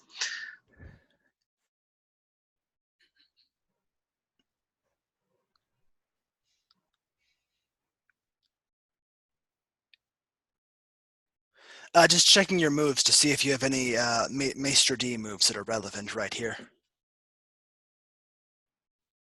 You don't have the one about poisoning people, which I wanted to double check just in case. That can be a fun one. Yeah, that one was good. I feel she's not that rough yet. I think next on her agenda, I don't know if this is helpful to you, but maybe after the cage shuts for the night or something, she might try to go to Pod Town and kind of scope that place out. Okay. If you're headed to Pod Town and Sundown's headed back from Pod Town to the settlement, I think you could have plausibly met on the way, like halfway, if you're interested in crossing paths. Oh, that might be interesting. Let's do it.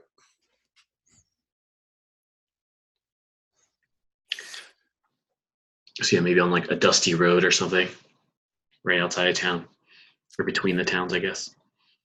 Yeah, she wouldn't start anything. She would just sort of brush past you because that's her MO. But if you want to talk to her, Yeah, I think once we're close enough to recognize each other, Saffron will say, "Oh, just the lady I was looking to see.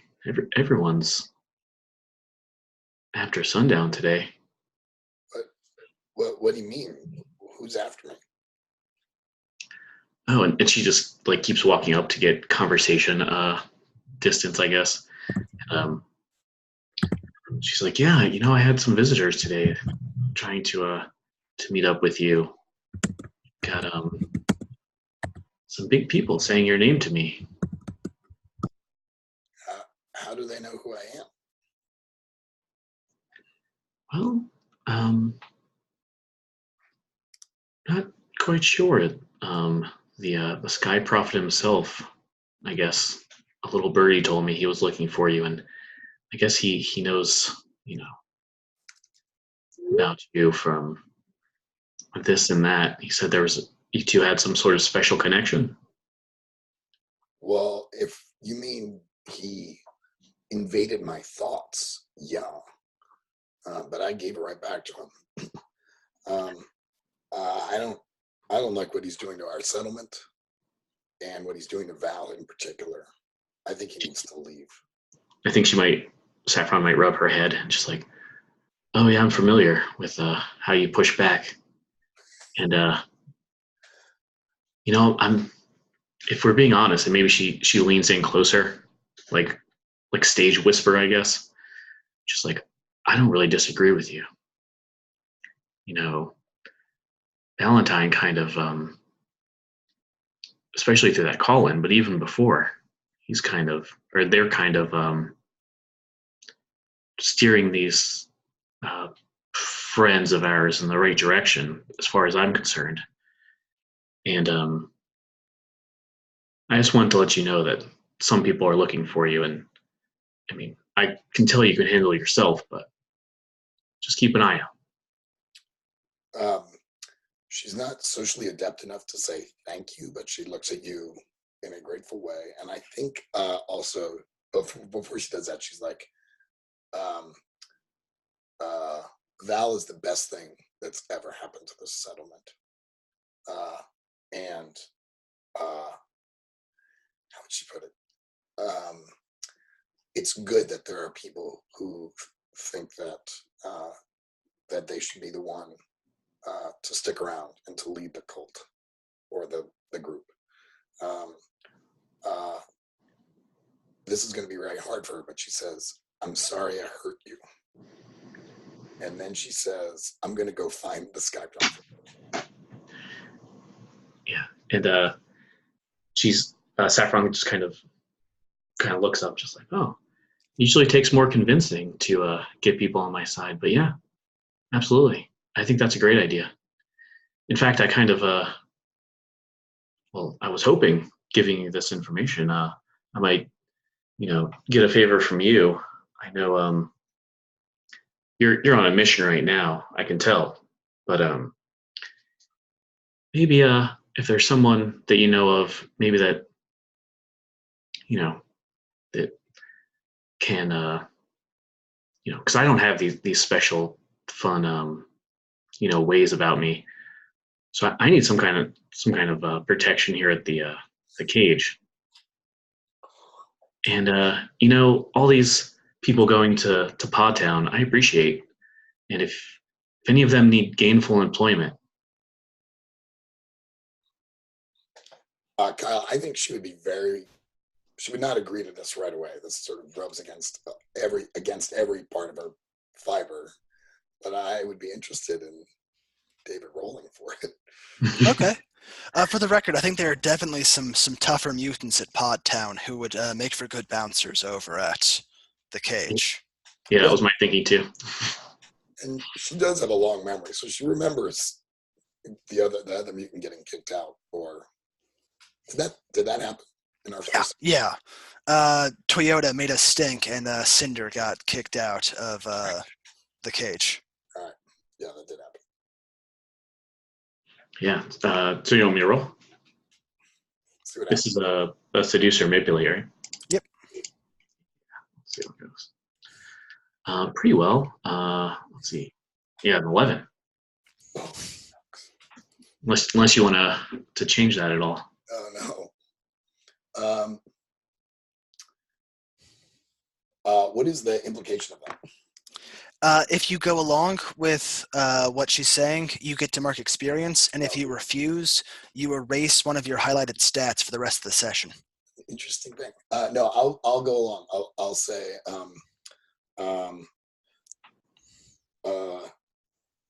it seems like you want to keep Val around just as much as I do. So what can do to help you out? And we're forming a little group over in Pod Town, and I don't know, maybe the cage needs like another location or something there. Well, I've always wanted to do that. What they call that? Franchise? Sounds great. Cage franchise And I keep hearing these awful rumors that I don't like mutants. It's not the case. They drink great. Just in the cage, they can be a little rough. But when they're helping me out, especially against the other rougher people. Yeah. You know, And it was Toyota that kicked out my friend, wasn't it? It wasn't you. oh yeah, she's a little. Speaking of rough, she's a little rough around the edges. And she's not alone there, but of course, I would never say that. No, I maybe. feel probably Saffron has said that in the past, but to Sundown, she's like, I would never. I'm glad we ran into each other. I'm gonna go get rid of the Sky Prophet now with my brain. If Sundown's making a play for the Skyfather, I think she might benefit from Hugo might be useful as like a guide to the camp or trying to sneak her in, just as an idea. But that would probably take up the last of your hold on him. I don't have holds on them. You mean Saffron? I meant Saffron, yeah. Saffron, do you want to spend the last of your hold to have Hugo help her in? Yeah.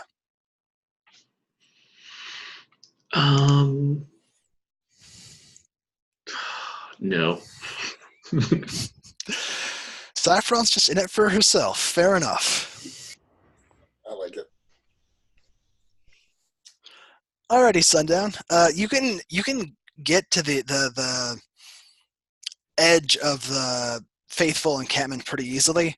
They have some loose guards around the edges, but they're it's getting dark out and there's some nooks and crannies. You can get a good eye on. You can look at them, I guess, survey the situation. And while you're doing that, Tamash wanted to roll to rally to the cause, was it? Yep. Right.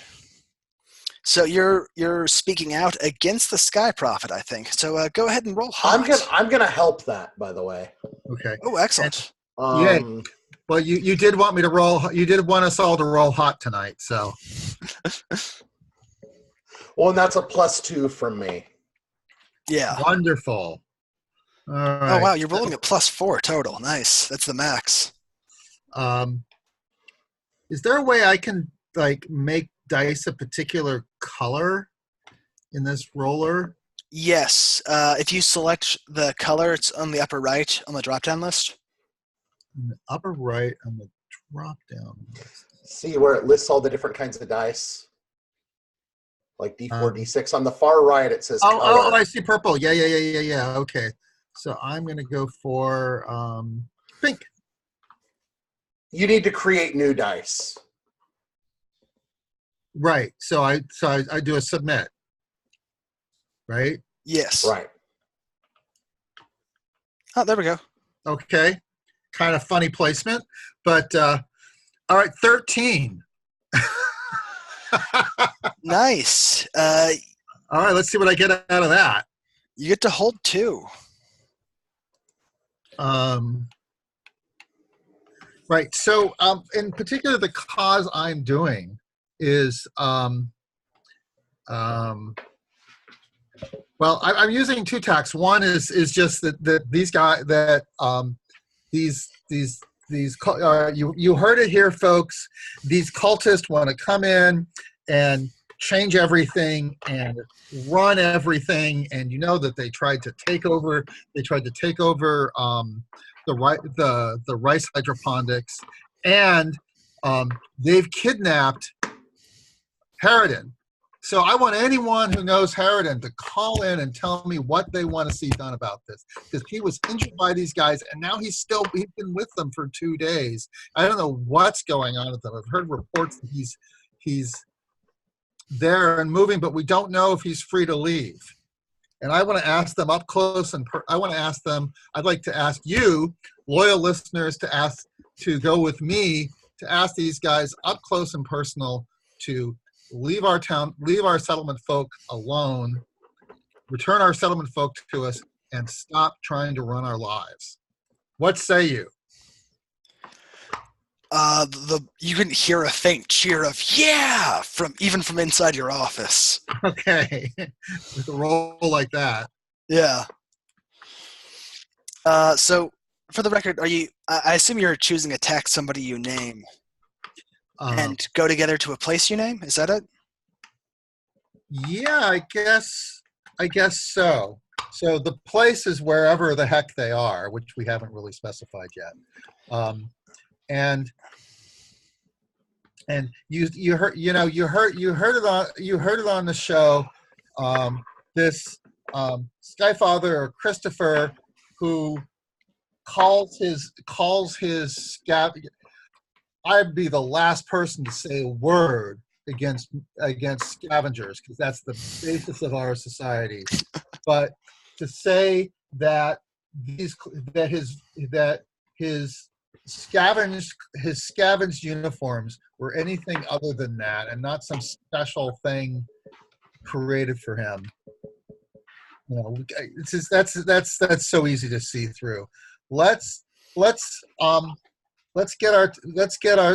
Harridan back and invite these people to stop messing with us. All right. So that's my fiction piece. Yeah, Sundown. By the time you arrive, Tamash has rallied a decent crowd. Doghead is there. Tum Tum is there. Your gang is there. Tamash. So right. I want to mention my small gang too. Yeah, I think you're bulked up enough. At this point, it's a medium gang for this encounter. Okay. And yeah, you're at least evenly matched with the few guards they've got at the area. Because I mean, they outnumber you in terms of raw numbers, but they're disorganized right now. So it's an even match at that area. Sundown, while they're having a standoff over there, I mean, you can see this happening. Do you try to like sneak in while they're distracted? Do you try to help them? What are you going to do? She's such a single-minded lady, so we are just walking and kind of looking. I assume it's sort of a kind of a tent settlement just on the outside of our main settlement. Yeah. It's a bunch of tents, some scavenged fabric put up in a bunch of simple tents, that sort of thing. I'm just kind of like peeking in and just sort of trying to track down the Sky Prophet. You're gonna sneak in doing this under fire, so go ahead and roll cool to sneak in while Tamash and co distract everyone. Yeah, I mean, I would not say sneaking is something that she doesn't really care about what's going on, but whatever she's doing, it's under fire. So you're walking with confidence enough that people don't challenge you. Yes. Well, ideally. Yeah. So I'm going to re-roll those yellow dice down the lower left. All right. Try and re-roll them.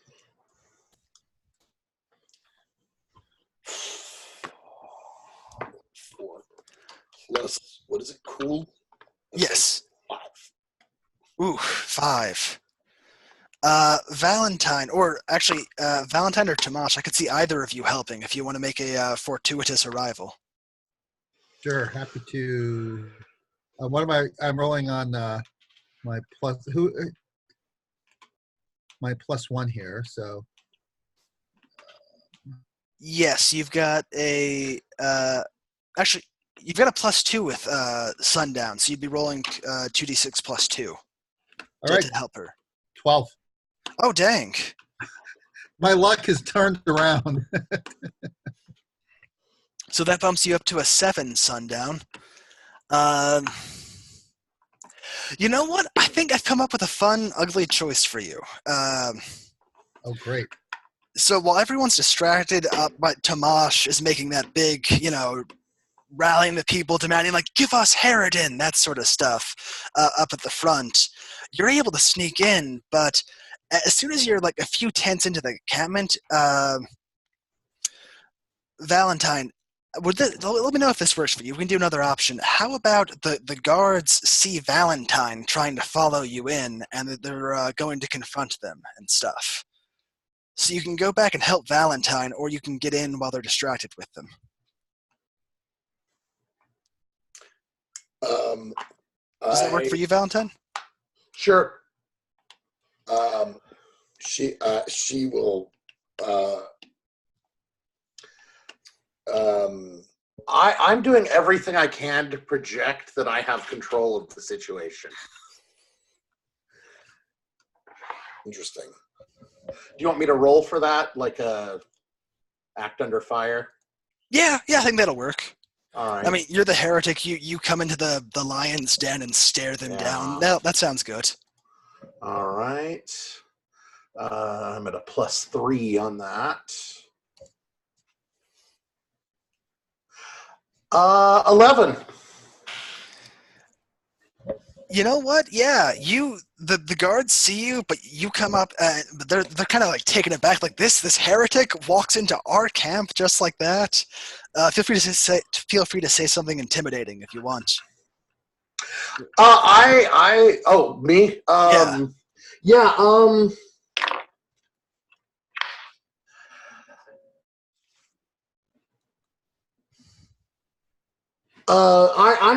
gonna cite the uniform code of conduct. I'm gonna say, pursuant to section 17, Article 4, personnel who aid in the insubordinate acts of their commanding officer are not absolved of blame and consequences for those actions. So yeah, you're giving these guards a dressing down, and they are stunned enough that they don't really stop you. They're just sort of taken aback. So yeah, Sundown, you've got a clear path. Everyone's enough distractions. You can keep on heading in. Yeah, that's what I do. I thought you were going to say that we received word that more of the pods open up. Oh, ooh, that's a good one. I'll keep that in mind. And well, that's an advancement for me, actually. Okay, good. So, okay. And it is in the cards potentially. All right.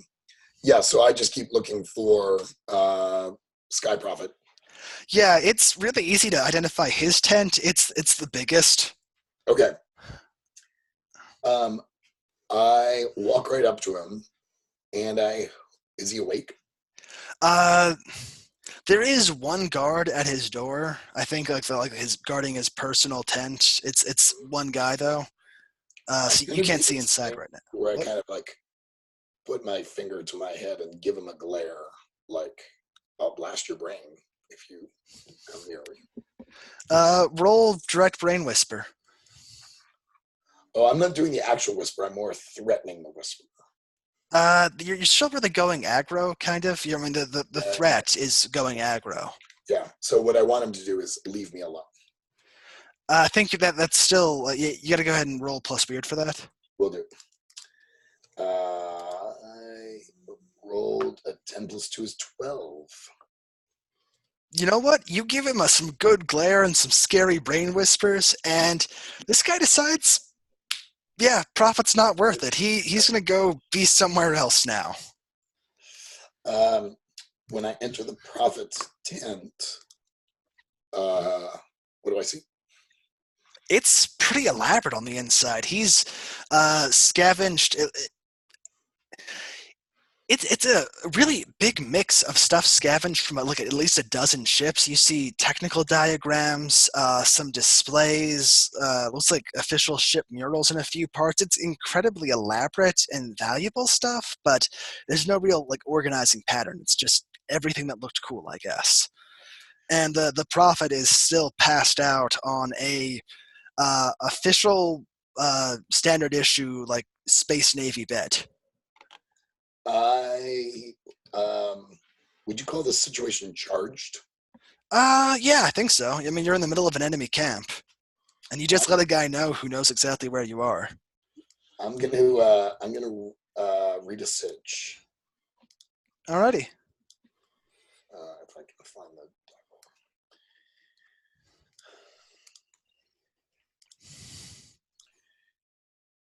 I rolled an 8 plus 1 is 9. Okay, you get to ask one question.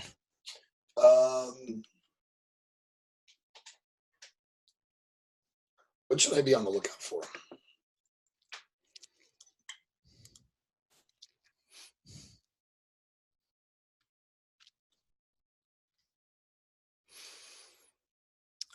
Getting out, I think. Like, getting in was one thing because they weren't really. I mean, they're big enough. They didn't expect someone to just walk in and attack internally. but once you do what you do, getting out might be a bit trickier. Then I'm looking for some suggestions on what I should do with or to the Sky Prophet. I don't want to. She's not a violent person, I don't think. So, except with her brain. if you want, you could like slap him awake and have a very stern talking to. All right, that's what I do. I kind of give him a shake, like, "Wake up! Come on, get up!" It's you, aren't you? The voice in my head. You're the voice in my head, and I want you to get out. But no, don't you understand though?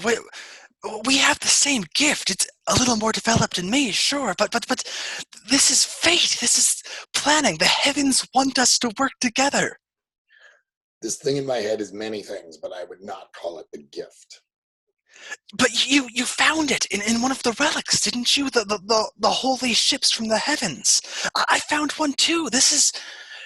You could be another prophet. Join me. All I want you to do is leave our settlement. I have no desire to be a prophet. I have no desire to join you on a pilgrimage.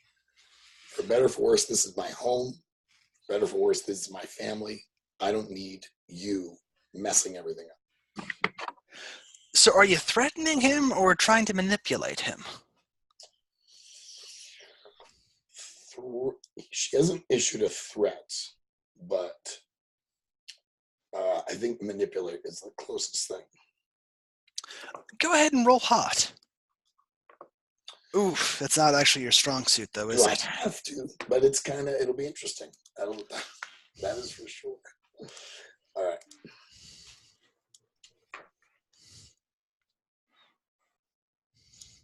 Seven minus 2 is 5. Oof. Okay, then. Yeah.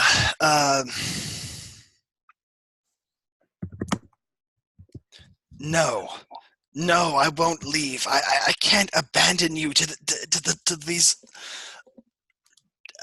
disreputable wretches with their corruption.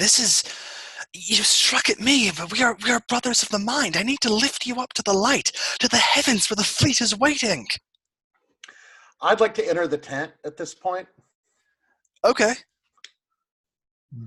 All right. And I'm gonna actually try to convince Sundown, because I feel like she's being driven to maybe desperate action.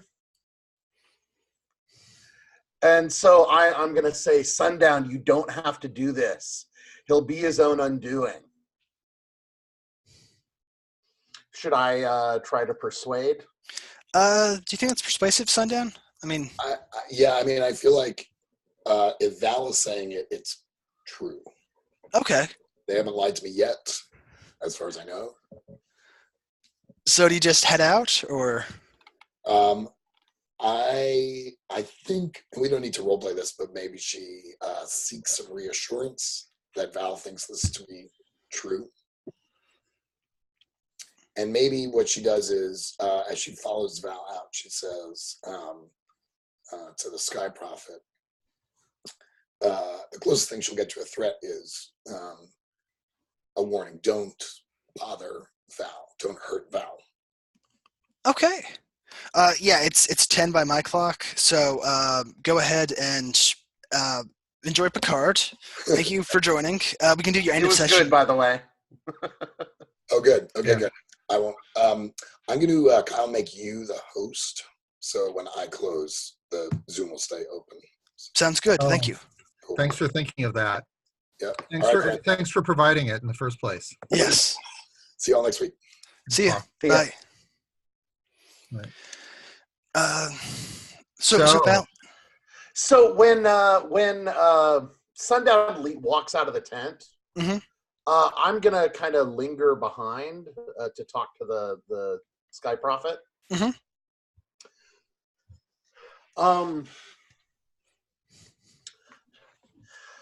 I think it's best, Christopher, that you leave Sundown alone. She is not your concern, and she is not your ally.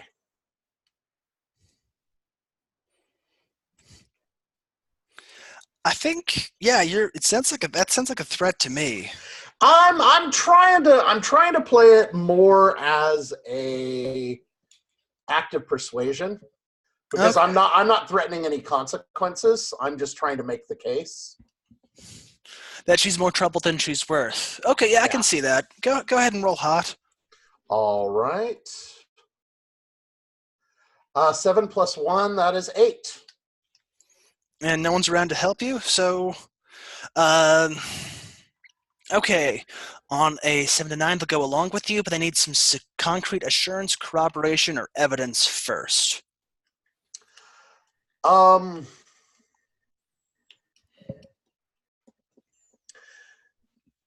You know which way this is going, Christopher. And you can leave this community peacefully or with some tumult. But regardless, you will be leaving, and now is the time where you choose the means of your exit. He sort of glares at you for a bit and didn't need that heretic witch anyways. All right. So jumping back to the sort of front gate, as it were, of the front entrance of the encampment. Yes. So there's a pretty intense standoff here, and you can see that the faithful are riling up for a fight. Uh-huh. Well, I think I guess I'm at the head of this, so I call out for, first, let us see Harridan. There's some mumblings and stuff in there. And actually, you know what, Saffron? Hugo's here. He's in the crowd. Do you think Hugo wants to please you? Would Hugo try to deny Tomash Harridan?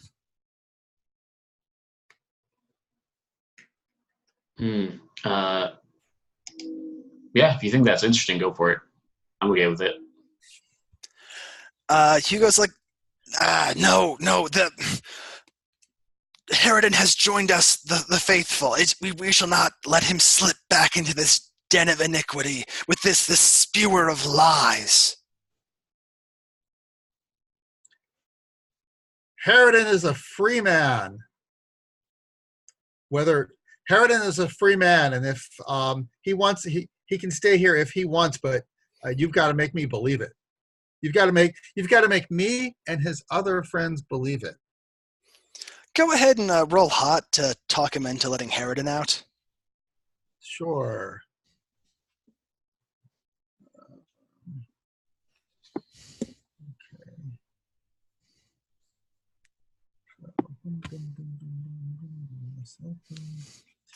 And 6.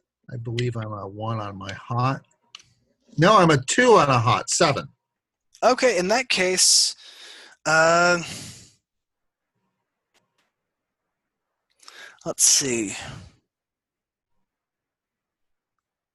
So what was I doing? A manipulate there or intimidate? Yeah, that was a manipulate, I think. Because, I mean, you were arguing he's a free man who should be allowed. Okay, yeah, they let Harridan out, but you get the sense that this is the last favor they're going to cut. Like, if you don't, like, as soon as they escort Harridan out and basically just shove him towards you, and he's, like, he practically runs back into the crowd. Like, he's happy to be out of there, but this mood is turning sour. Like, if you don't get out of there right now, there's going to be a fight. Okay. Well, I want to. I guess I'd like to do a read a sitch on.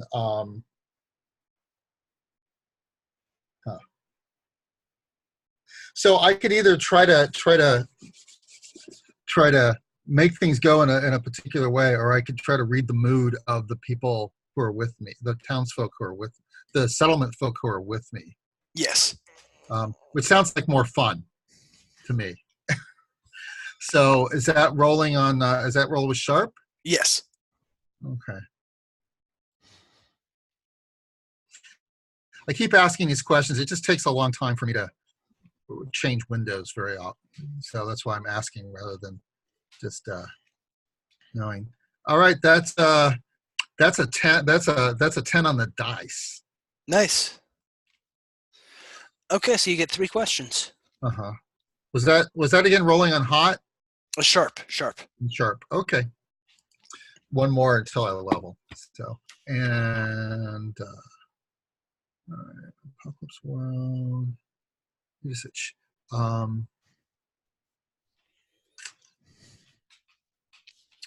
um,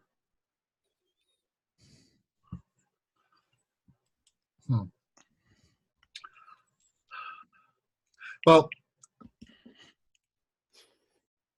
let me ask you. What my interest is if there's enough mood in this group, I would like to kind of just drive these guys out of town and try to disperse them now that we have our homie back. And I'm interested if there's the willingness. Oh, I still have a hold, don't I? No, I think you spent that on Hugo earlier. Yeah, you asked about Hugo and about. Oh, okay, right. Yeah. That's when I had my +4. All right. So I'm interested in if the crowd is up to pushing these guys all the way out, because I think they're a menace. Yeah, they're eager. They're looking for a fight right now. Okay, well, let's give them what we came here to give them. And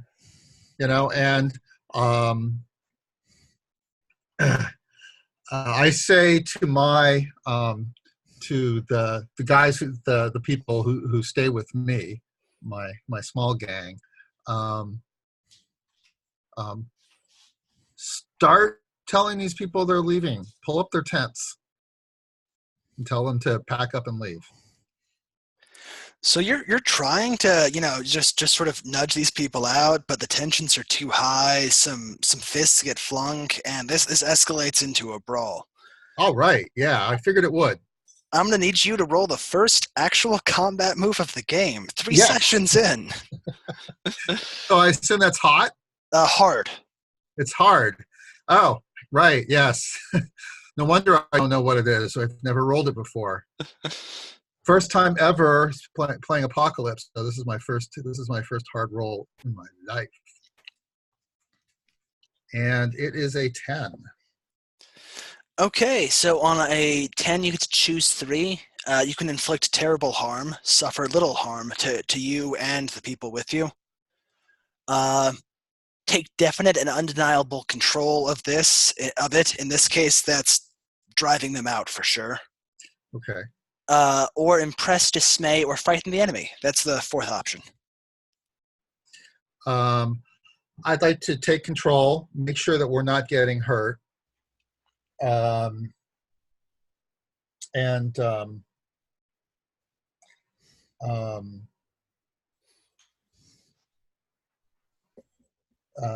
guess I'm not interested in harming them. So I'm not sure. This probably counts as one of them, which is to invite anyone who is willing to drop this silly religion to come join us in the settlement. Yeah, I'll give that to you. You frighten them. Yeah, I think that's frightening. At least the more aggressive ones. And yeah, between the chaos, they were not ready for this fight. And yeah, a few punches get flung. They mostly get overwhelmed. I mean, your people take a few hits, but it's really pretty minor, and you just put them to flight. The crowd is like snatching up tents, grabbing belongings, and they're moving out in the night. For now, at least. I mean, who knows what'll happen tomorrow? But any of the refugees who wish to join us and drop any desire to control us are free to come back to town with us. We'll find a place for you tonight. Saffron, you've got some good customers in that crowd. Are you gonna give a call, see if you can get any of them to come back? Um, yeah, that seems like in her best interest.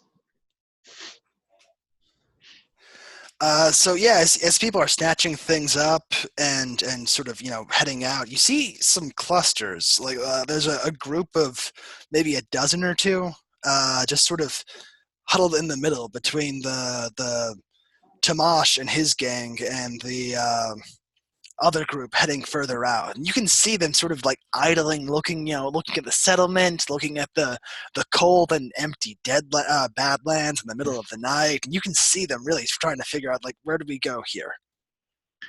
Um, yeah, and if she's maybe she's been taking her time coming back from that little tete-a-tete with Sundown. So when she kind of knew something like this was going to happen. So when she sees these people kind of like pouring out, she might just say, "Oh, it's I'm assuming it's like right after sundown. It's like just Yeah, getting dark or something." that sounds Um, good. yeah, maybe because I was just talking to sundown, but no, she's walking. She's like kind of talking to herself, but not really. It's like, well, getting dark, might get cold out. Glad the cage is still open. Just kind of says that to no one in particular, but everyone, and just keep walking. Go ahead and roll manipulate. Let's see how many people you talk into coming back with you. That sounds fair.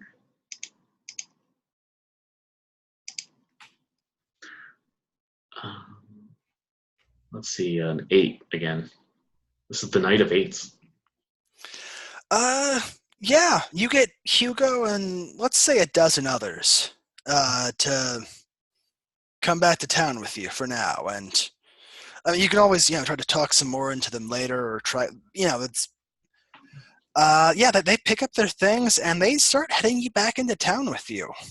So oh wait, you have a question, Tomash? Well, I had a thought. Uh-huh. So they have a lot of they've done extensive scavenging. Yes. So I think it would only be fair that if if the cage is putting some refugees up tonight, that the cage use some of that to be compensated. That's a good thought. I'll make a note of that, and we can talk about that later.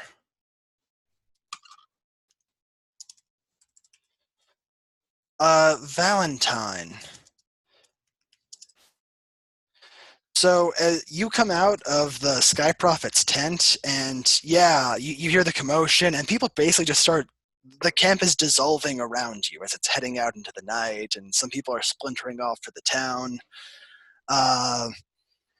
It looks like mission accomplished. You're gonna do anything else before you head back in to your people? No. Okay then.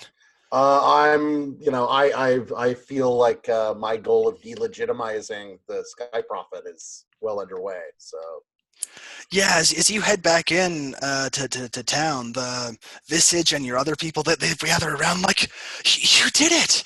You vanquished the Sky Prophet! We heard you about how you struck him down over the radio! Truly, you are the true Sky Prophet! all right. I don't make any denials, and we can kind of leave it at that. All right. I think so. That sounds like a good place to call it for the night. You've driven off the cult. You had something, Tomash? Jim? You're muted? I'm sorry, what? I wasn't saying anything. Oh, okay. I'm sorry. Yeah, I think we're going to call it. You've driven off the cult. You've acquired some new followers. Jim has used the power of radio for violence again. And we finally broke that dry spell. I mean, I did not expect to go this long without any actual fighting. But all right, so end of session time. And we'll remember to do... Sundown. Yeah, her thing at the start of next session. So Right. Going next, reverse character order. Let's go with Tamash. End of session. Who's a character who knows you better, if any? Who knows me better? Yes. Well, since I'm such a public personality, I guess it would be. Or you could pick I someone. I would imagine Sundown. Okay, so Sundown gets. Sundown was listening to this and hearing me. And I can see that, yeah. So Sundown gets an extra history on you. Next up, we've got Saffron. Who do you know better, or who knows you less well than they thought? Man, I'm tempted to say Sundown too. Yeah. See if I can make a case for the other two. Yeah, I don't know. I guess I'll have to give it to Sundown. I think she was the only one I directly interacted with this time. Oh, you're right, yeah. Although I certainly indirectly interacted with everybody. Okay, Valentine. Who knows you better or less well than they thought? Well, I think that since Tamash has actually gotten like the conversation with me he's been wanting, I think it's going to be Tamash. All right. So you're up to. He now has 2 history on you. I'm going to go ahead and stop the recording.